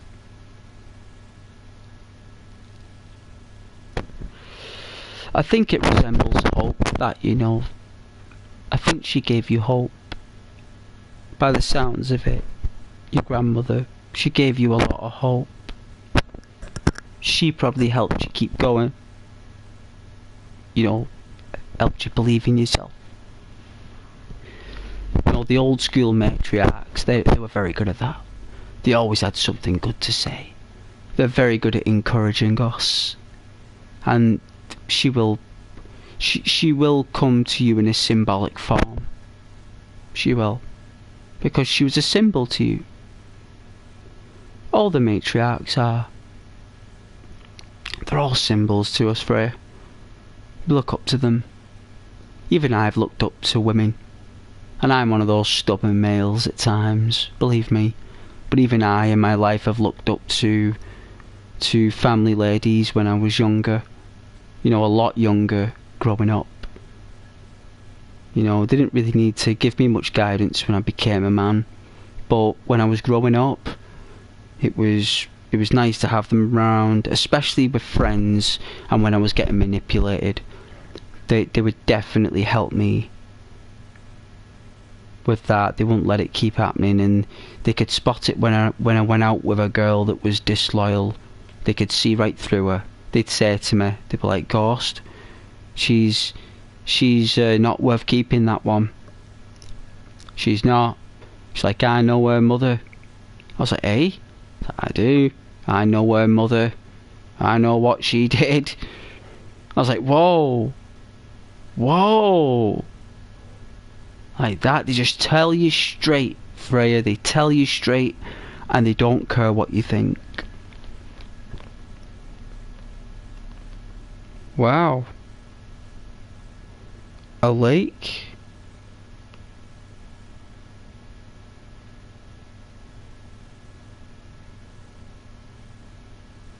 Alright, the water. Water represents time, right? So water represents time, and if someone is in the water and if you think they were struggling to swim and you thought they were drowning, then that would mean about money. So it would normally tell you that what you were dreaming about is time and money, right? You were thinking about time and you were thinking about money, and with the struggling to swim means that you were probably on a budget and you were probably physically scrapping, maybe? Like, potentially? Like, because normally when drowning is in a dream, that normally means physical violence in reality, because it's like no oxygen. Because we need oxygen, Freya, right? So unless you were hurt or something, love, or there was some kind of altercation, maybe, like maybe you were shoulder barged in the street, it could have been you were compromised, maybe a door slammed on you. You know, normally the brain picks up on things like that, Freya. If someone shoulder barged you by accident, or I don't know, maybe a car nearly got close to you in the traffic and it honked its horn really loud, that can sometimes create those dreams, you know, of lakes. So I'd say that's more about, I'd say the youth that you've created in your mind, the youngling, the youngster, that's yourself, by the way. That's your inner child. So if your inner child was running into the lake, Freya, right? So you lost the grip of your inner child, right? If you look at it like this, right, Freya, you got to look at it from outside the box, right? So you lost the grip of your inner child. It was an animus child, which means it wasn't female, it was a male, right? So if it's a male animus, right? Because that's what it's called, an animus. So you lost touch and connection with your inner childhood, right? It ran off from your grasp, from your cradle, right? It ran off into your money and time pit, right? That means that you didn't get enough time and enough money spent on you from your parents, Freya. Because I'm not saying that did happen, my lady. That's just what your brain's telling you. Like, I don't know if it's true, but that's when you actually analyze it and you look at it, Freya, that's what you're telling yourself. You didn't get enough time and money spent on you, so you might have had, I don't know, shoes that might have been a bit worn in school and your mum and dad didn't buy you new shoes. I don't know. It could be that. Your brain's very delicate, you know. Picks up a lot of stuff. So that's what the dream's trying to interpret, though, to a degree. It could have something to do with job security as well, but I don't think that is on your mind at the moment.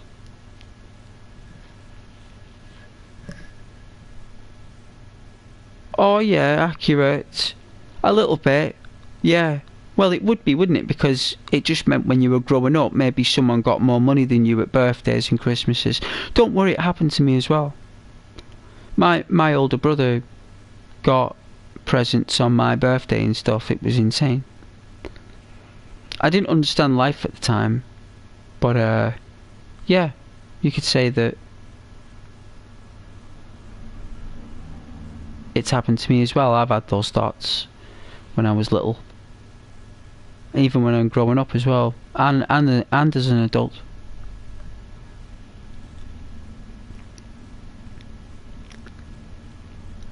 I mean, I wouldn't look too much into them though, Freya.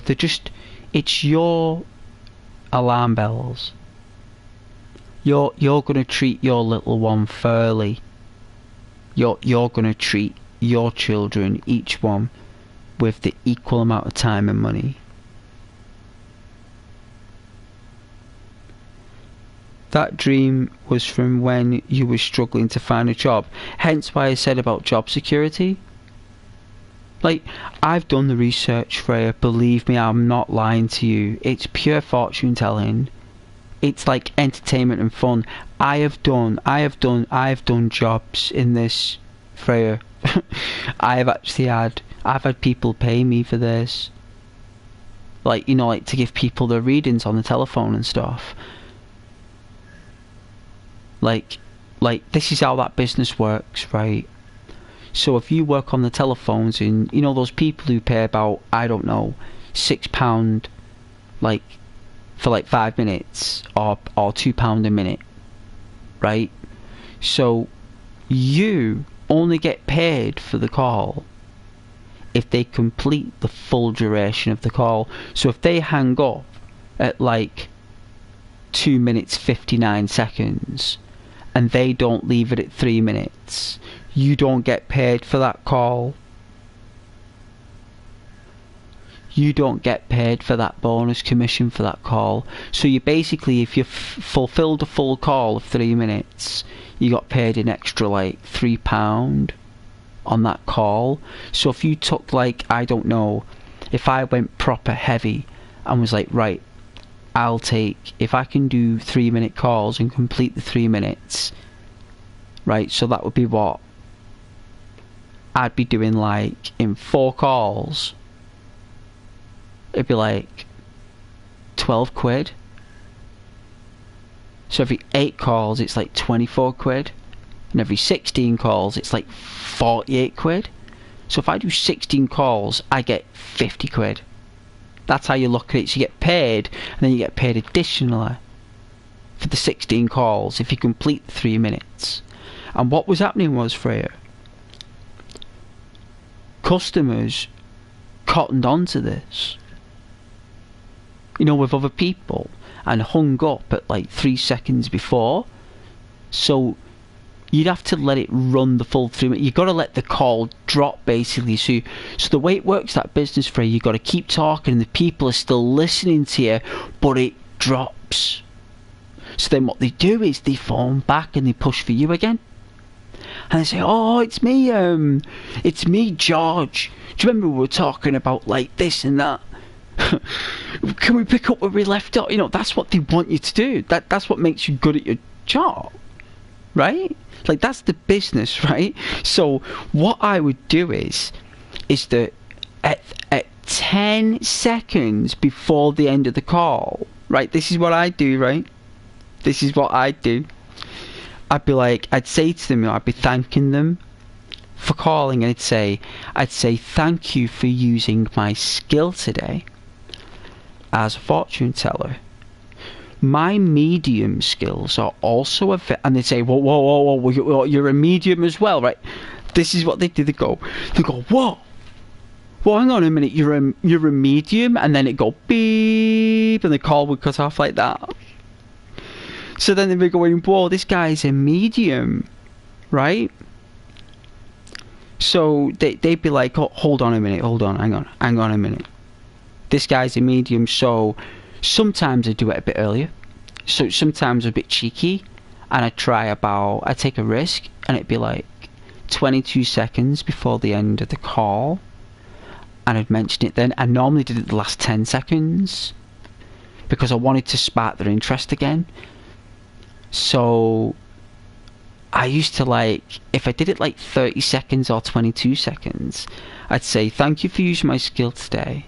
My medium skills are also available for purchase. And they'd be like, whoa, so hang on a minute, so I've got someone, right, and it's normally someone they've lost, like a lover, like a boyfriend or a girlfriend or a wife, husband, right? That was normally what the issue was. So I'd always make sure, but the thing is, once that call went, another one would come in straight away.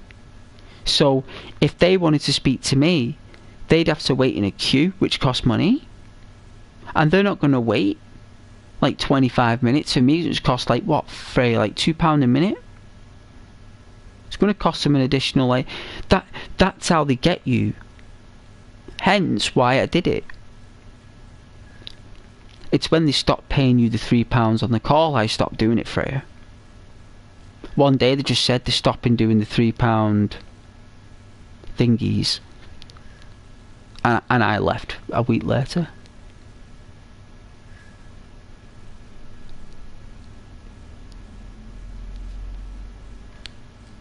So yeah, I used to get my commissions on every call.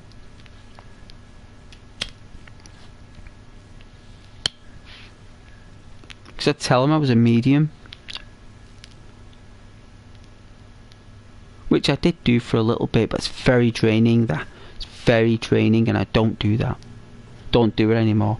I do palm reading, tarot cards, fortune telling, spiritual well-being telling, and confidence building.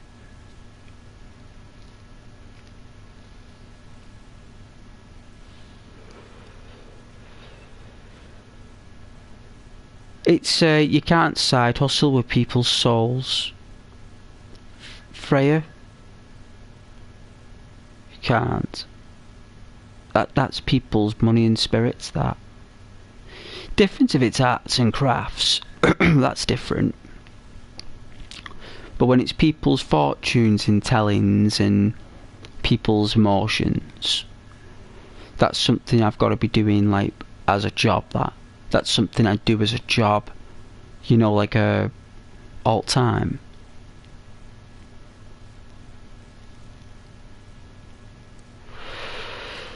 When I used to work in a store, I gave this reading to this person for I don't know, something happened to the till,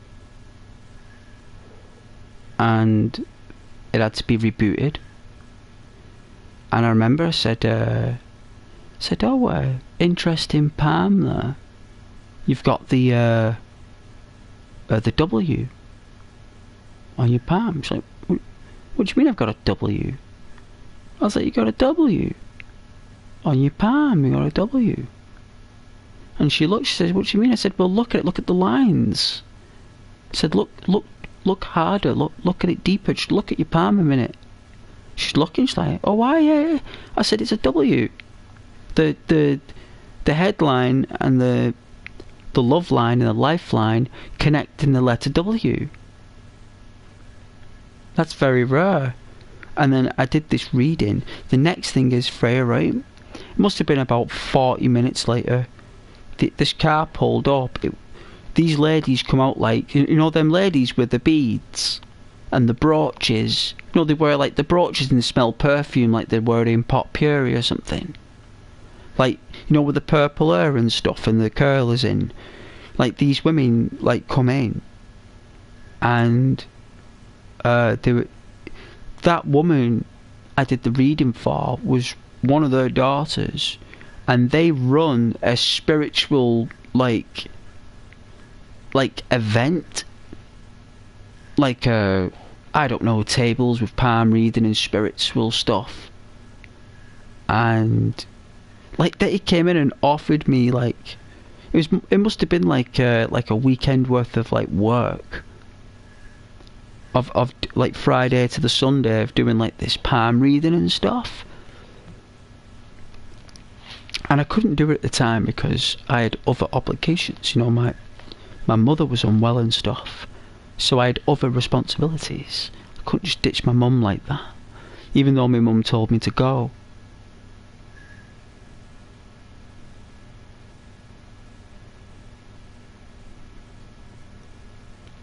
You know, I still had to be there for family, you know. I still had to be there. But I've been offered stuff like that, and that's what I do on the channel. Maybe not to the full extent I did in life, but that is what I do. And play spooky games. Which, you know, I'm going to have to go through this voided path and face that monster.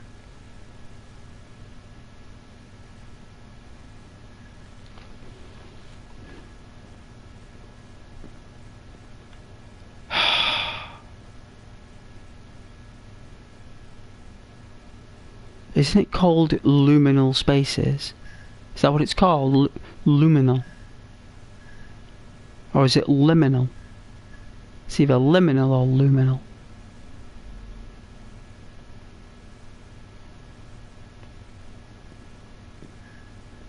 I need a drink though.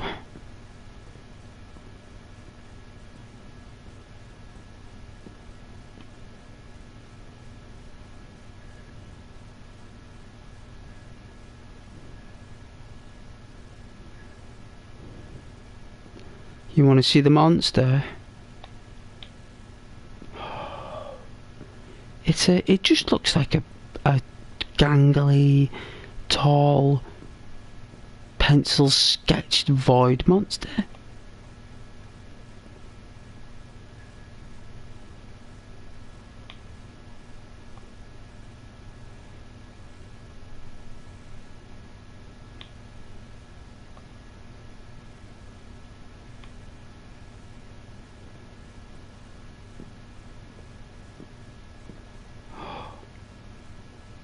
Colour red.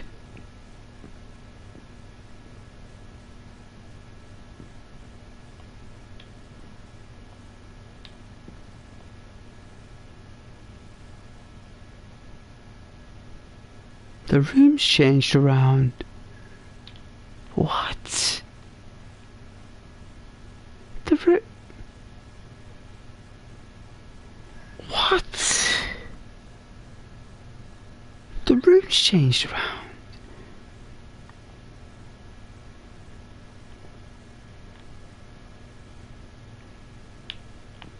What? Is that the... That's where it just came from then, right? So if that's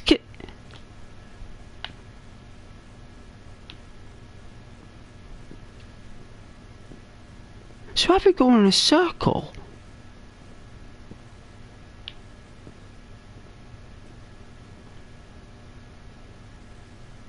But I came from here. What? What?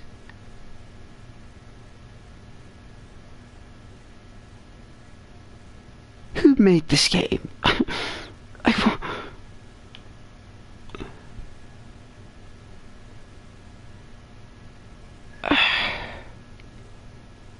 So if I came from there,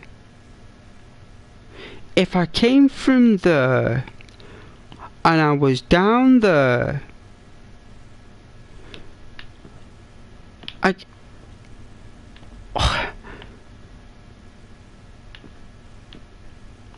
So it must be up here. This game really messes with you. But messes with me?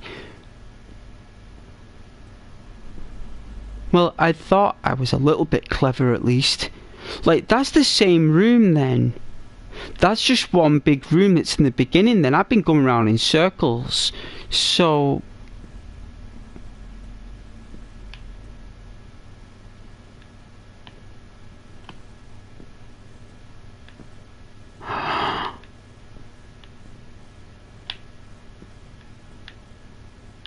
Right. This is it? This is that room with the monster for it, it must be.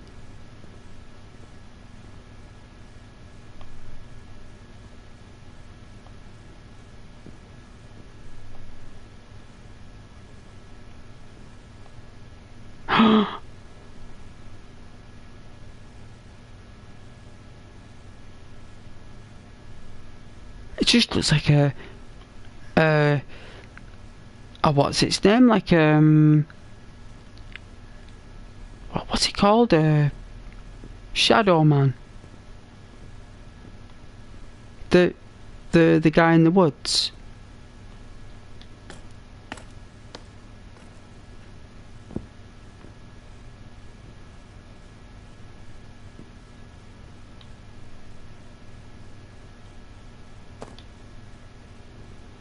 Oh, for the torch.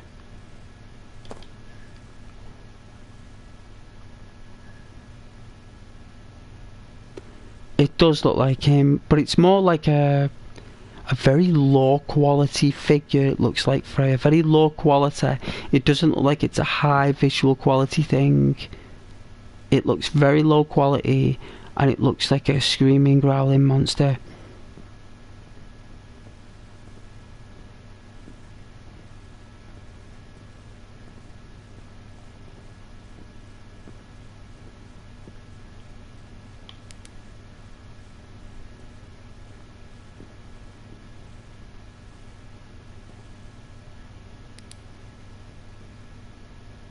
What? So hold on a minute. So that other room, and you got the monster. So basically that was the big... I went right back to the beginning. So that room with the monster will just be here, right?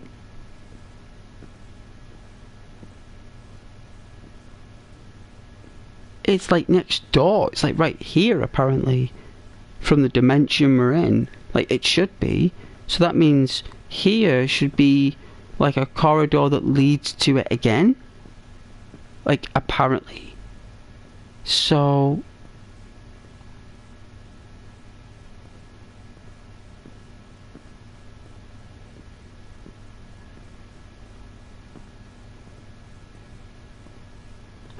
it is. So we don't need to go through the room, Freya. I can avoid the monster.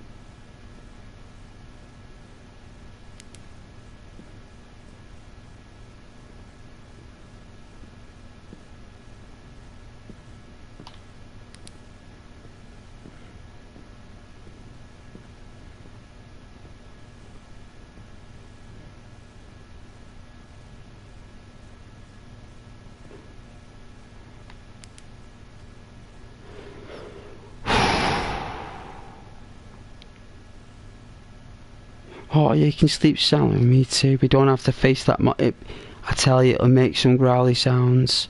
I'm sure I've just been here. I'm sure I've been here.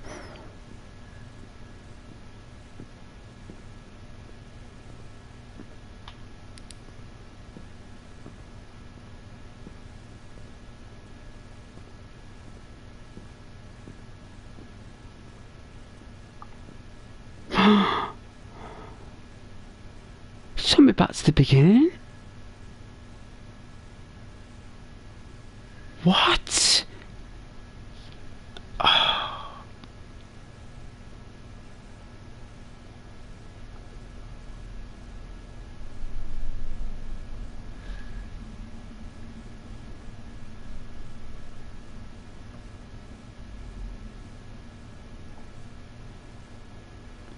I need a minute. I need a minute. I need to think. I need to think.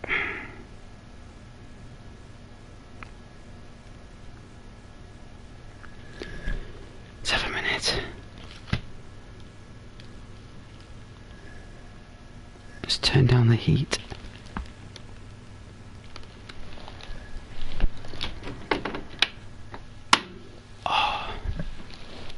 Heater's been on, so yeah, it's very confusing.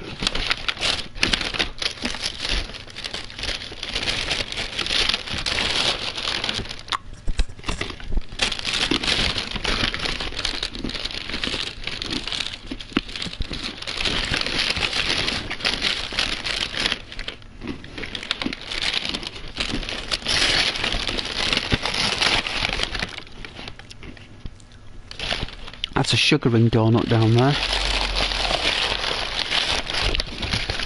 I got another jack-o'-lantern chocolate biscuit, which is really nice. It's a gingerbread chocolate biscuit. Mmm. Wow.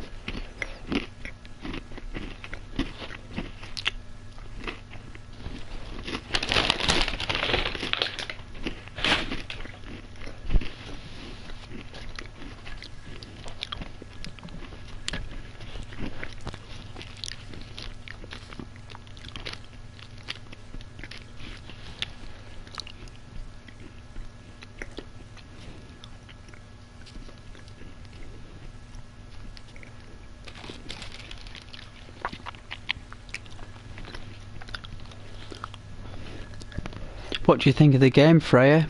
Do you think it's weird?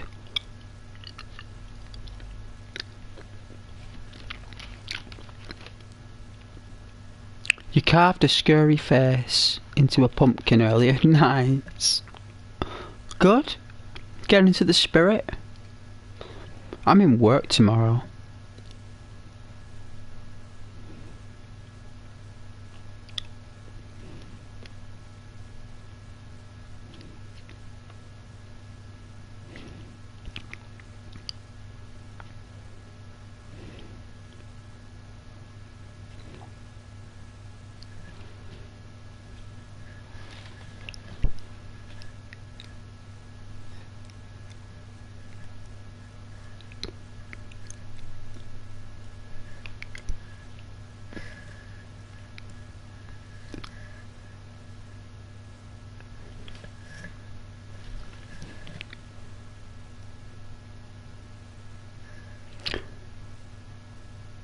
Oh yeah, you're gonna dress up.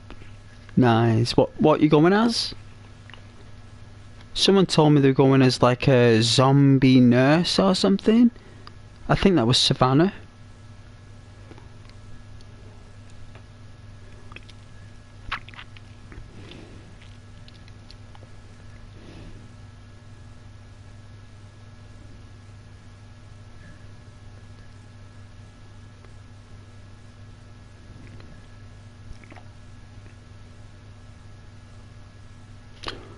Oh, you're asking me? I don't know.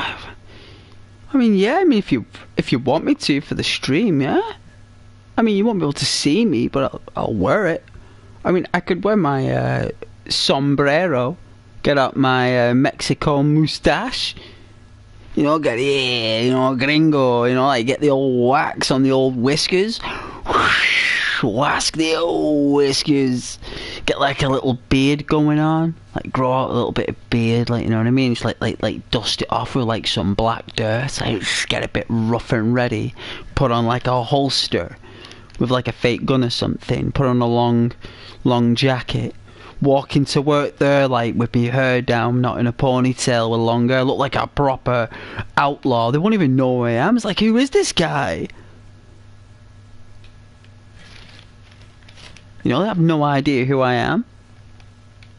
You're not dressing up because, oh yeah, doesn't like the look of anything Halloween. Oh, a bit young. Yeah, well, they've got to learn, I suppose.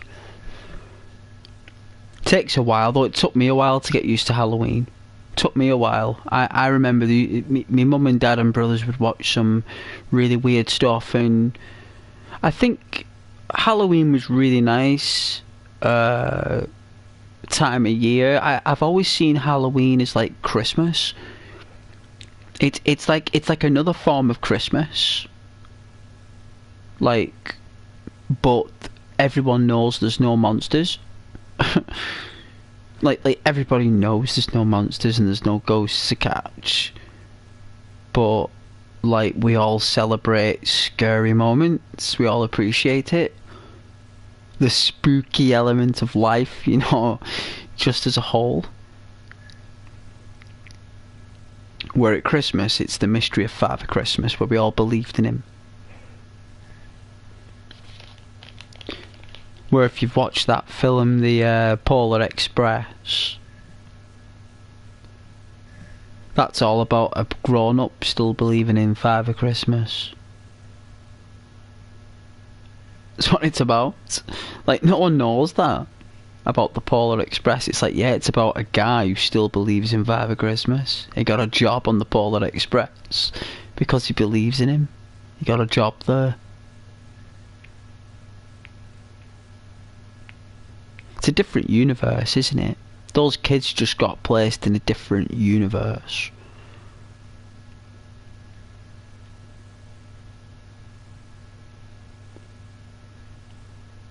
I think like Father Christmas is more like,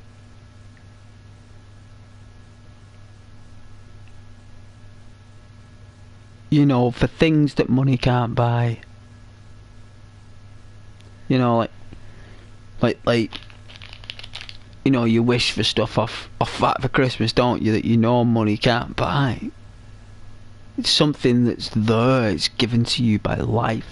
It's given to you by the planet.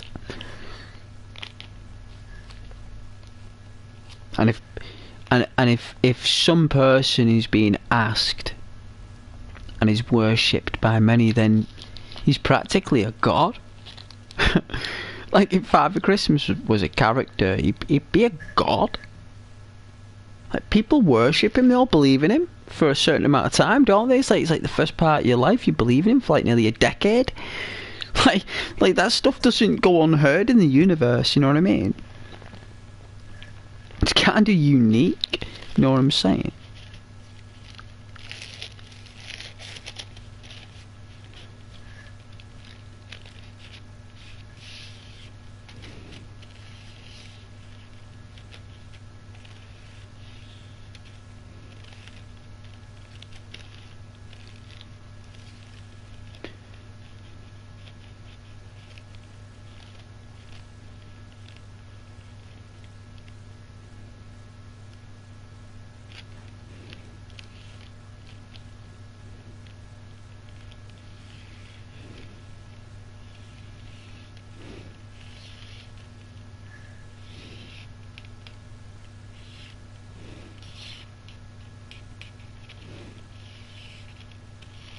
No, I didn't. I didn't watch that, no. Was it where Father Christmas is a god? He practically is. Well, he's a saint, isn't he?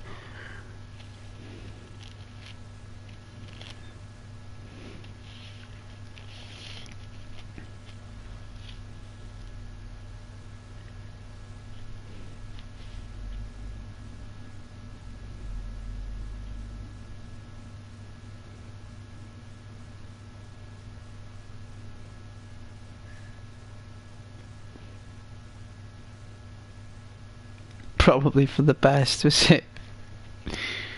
Yeah. You know, I've not got that Christmas tree out for years.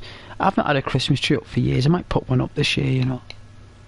Christmas tree. I think it'd be fun. Just the tree, like. There'd be no presents under there.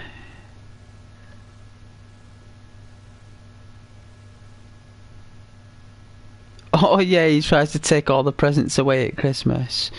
Wow, so everything that Father Christmas delivers he takes. So the kids don't get anything and the bad kids do. Yeah, like give all the naughty kids all the presents. That's a great idea, I think. That's class. Some clever creative people out there to make money off Christmas. Like, people sell cheap bits of plastic at that time of year and people will buy it.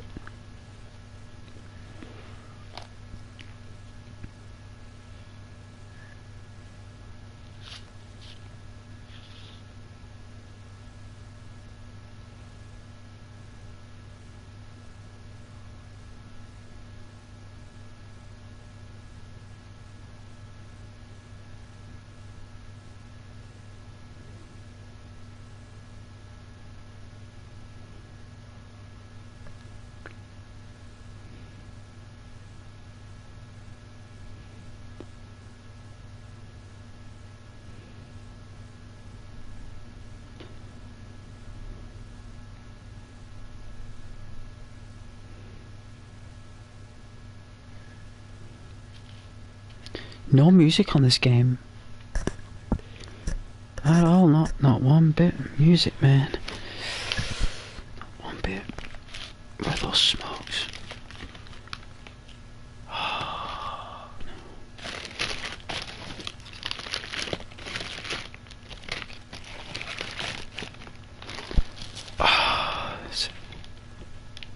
no. That's not size, by the way, that stretches. There we go. Where is it? Is it in there? No. No, it's not in there either.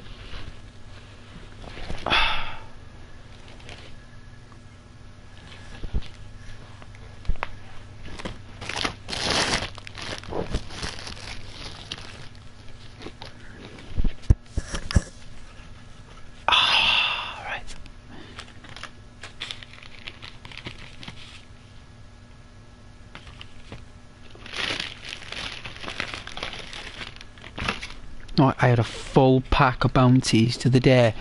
Four 3 chunky bounty block things, like 4 bars of 3 chunks of bounties. So in each bar there was 3 chunks. I had 4 bars in one evening. And I'm built like a Robin Redbreast. I don't know how it's even possible. I gotta thank my father for that. What a legend. The metabolism in men in the family is exceptional.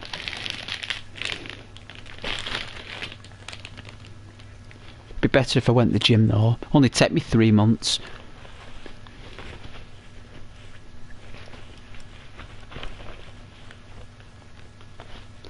Three months.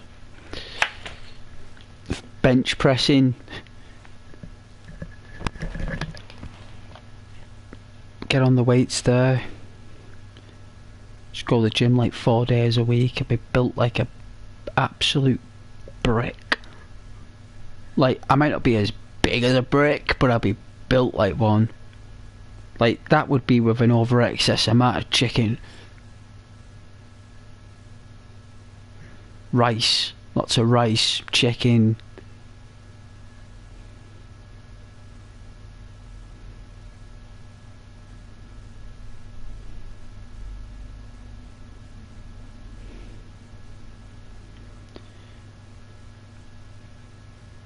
Remember the last time I did the weights, like I couldn't feel my arms the next day, like the pain. But apparently that was good. It was rebuilding my muscle. I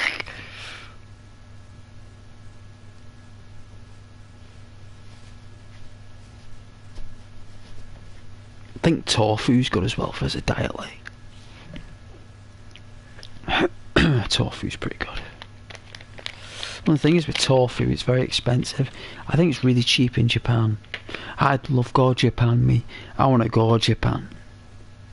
I really do. I would love to go to Japan. few of my friends have been there.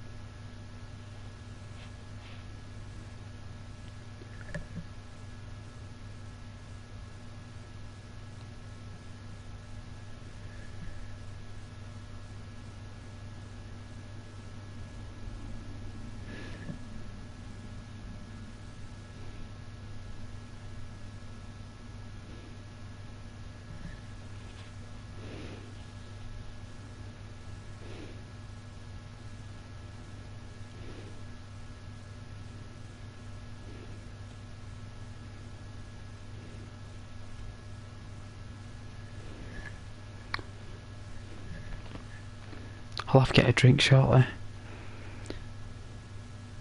What time is it? 11:15 already, jeez.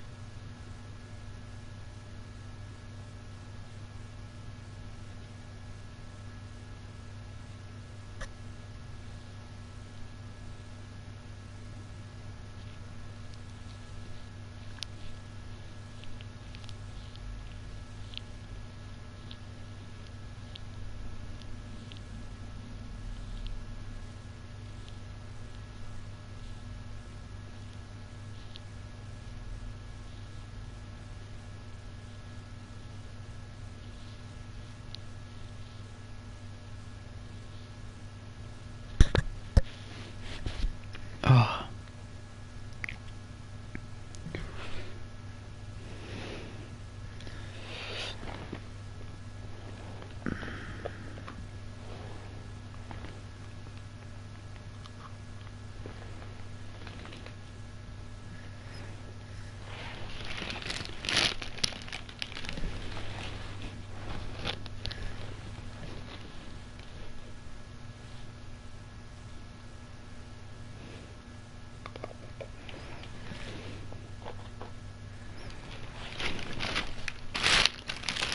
Glad I bought that camera today.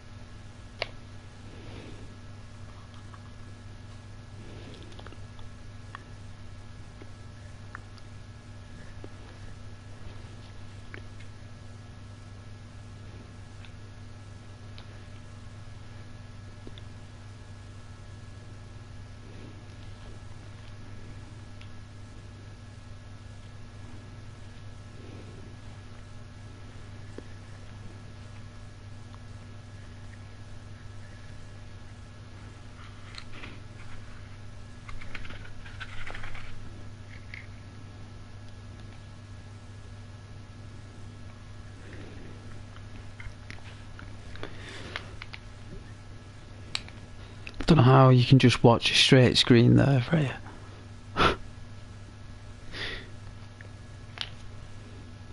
There will be some people who say hello. They are lovely though.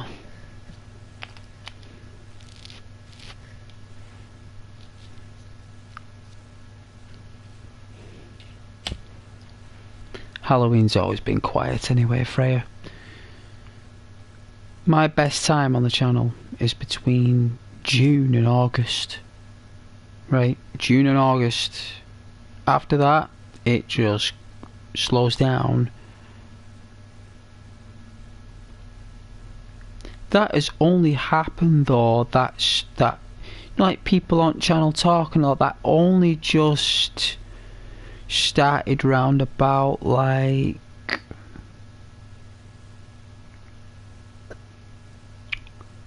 August.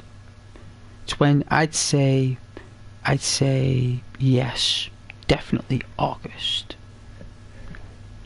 When I started playing Grand Theft Auto San Andreas as well.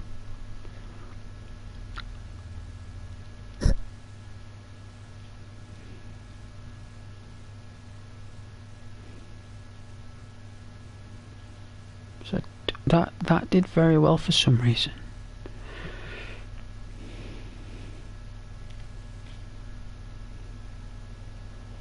Maybe because there was no music on it.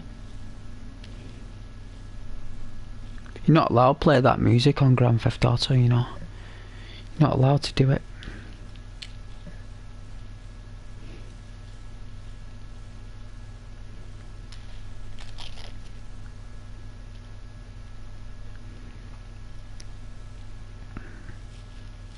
Like they take that video down quickly.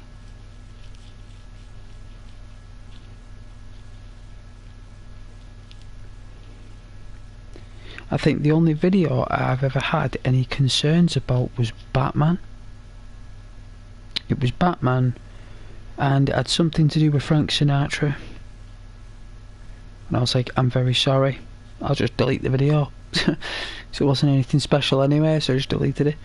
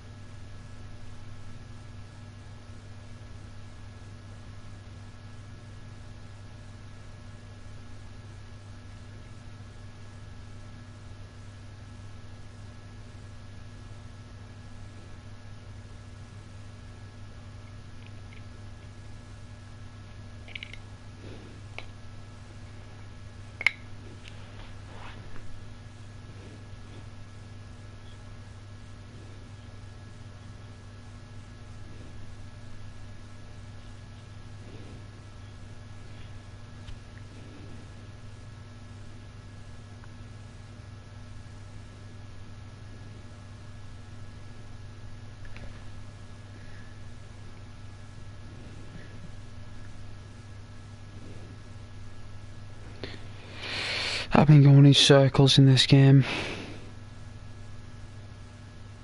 I've been going in absolute circles. I'm still going in circles.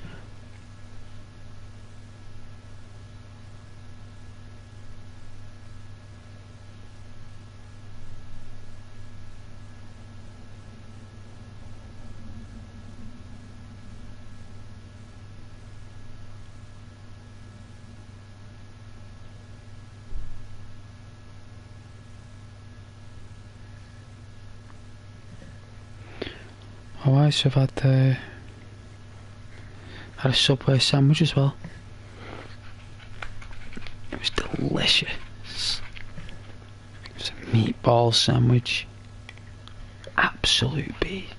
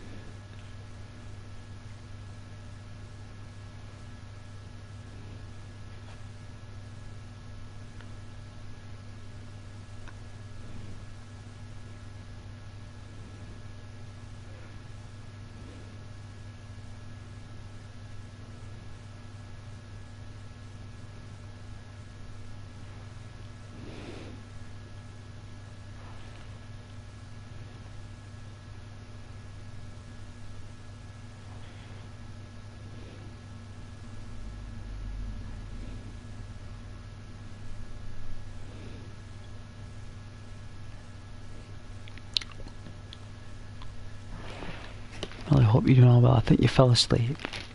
Thank you for watching though. God bless you. I'm going to get a drink in a minute, so it's very kind of you to fall asleep while watching. You must have been shattered. I know I'm tired. I know I'm knackered.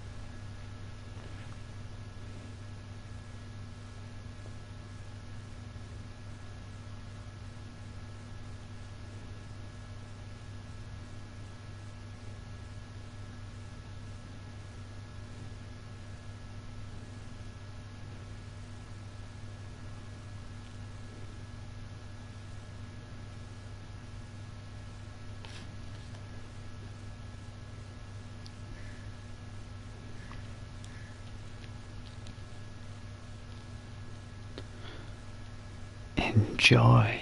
Spooky always. Enjoy.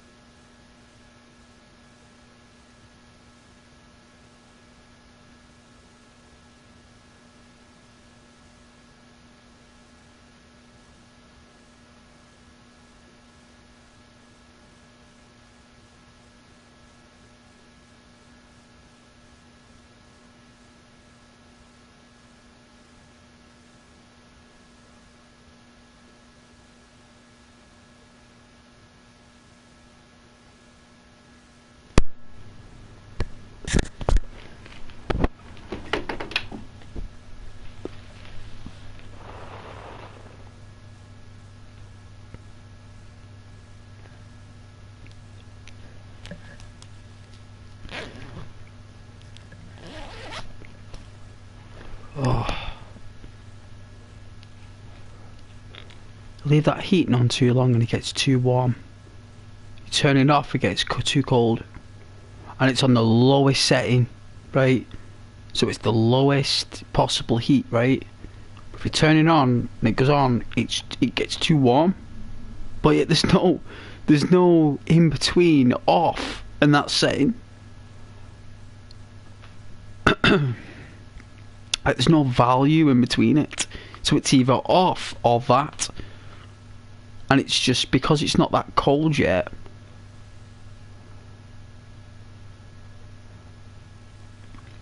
You're sweltering.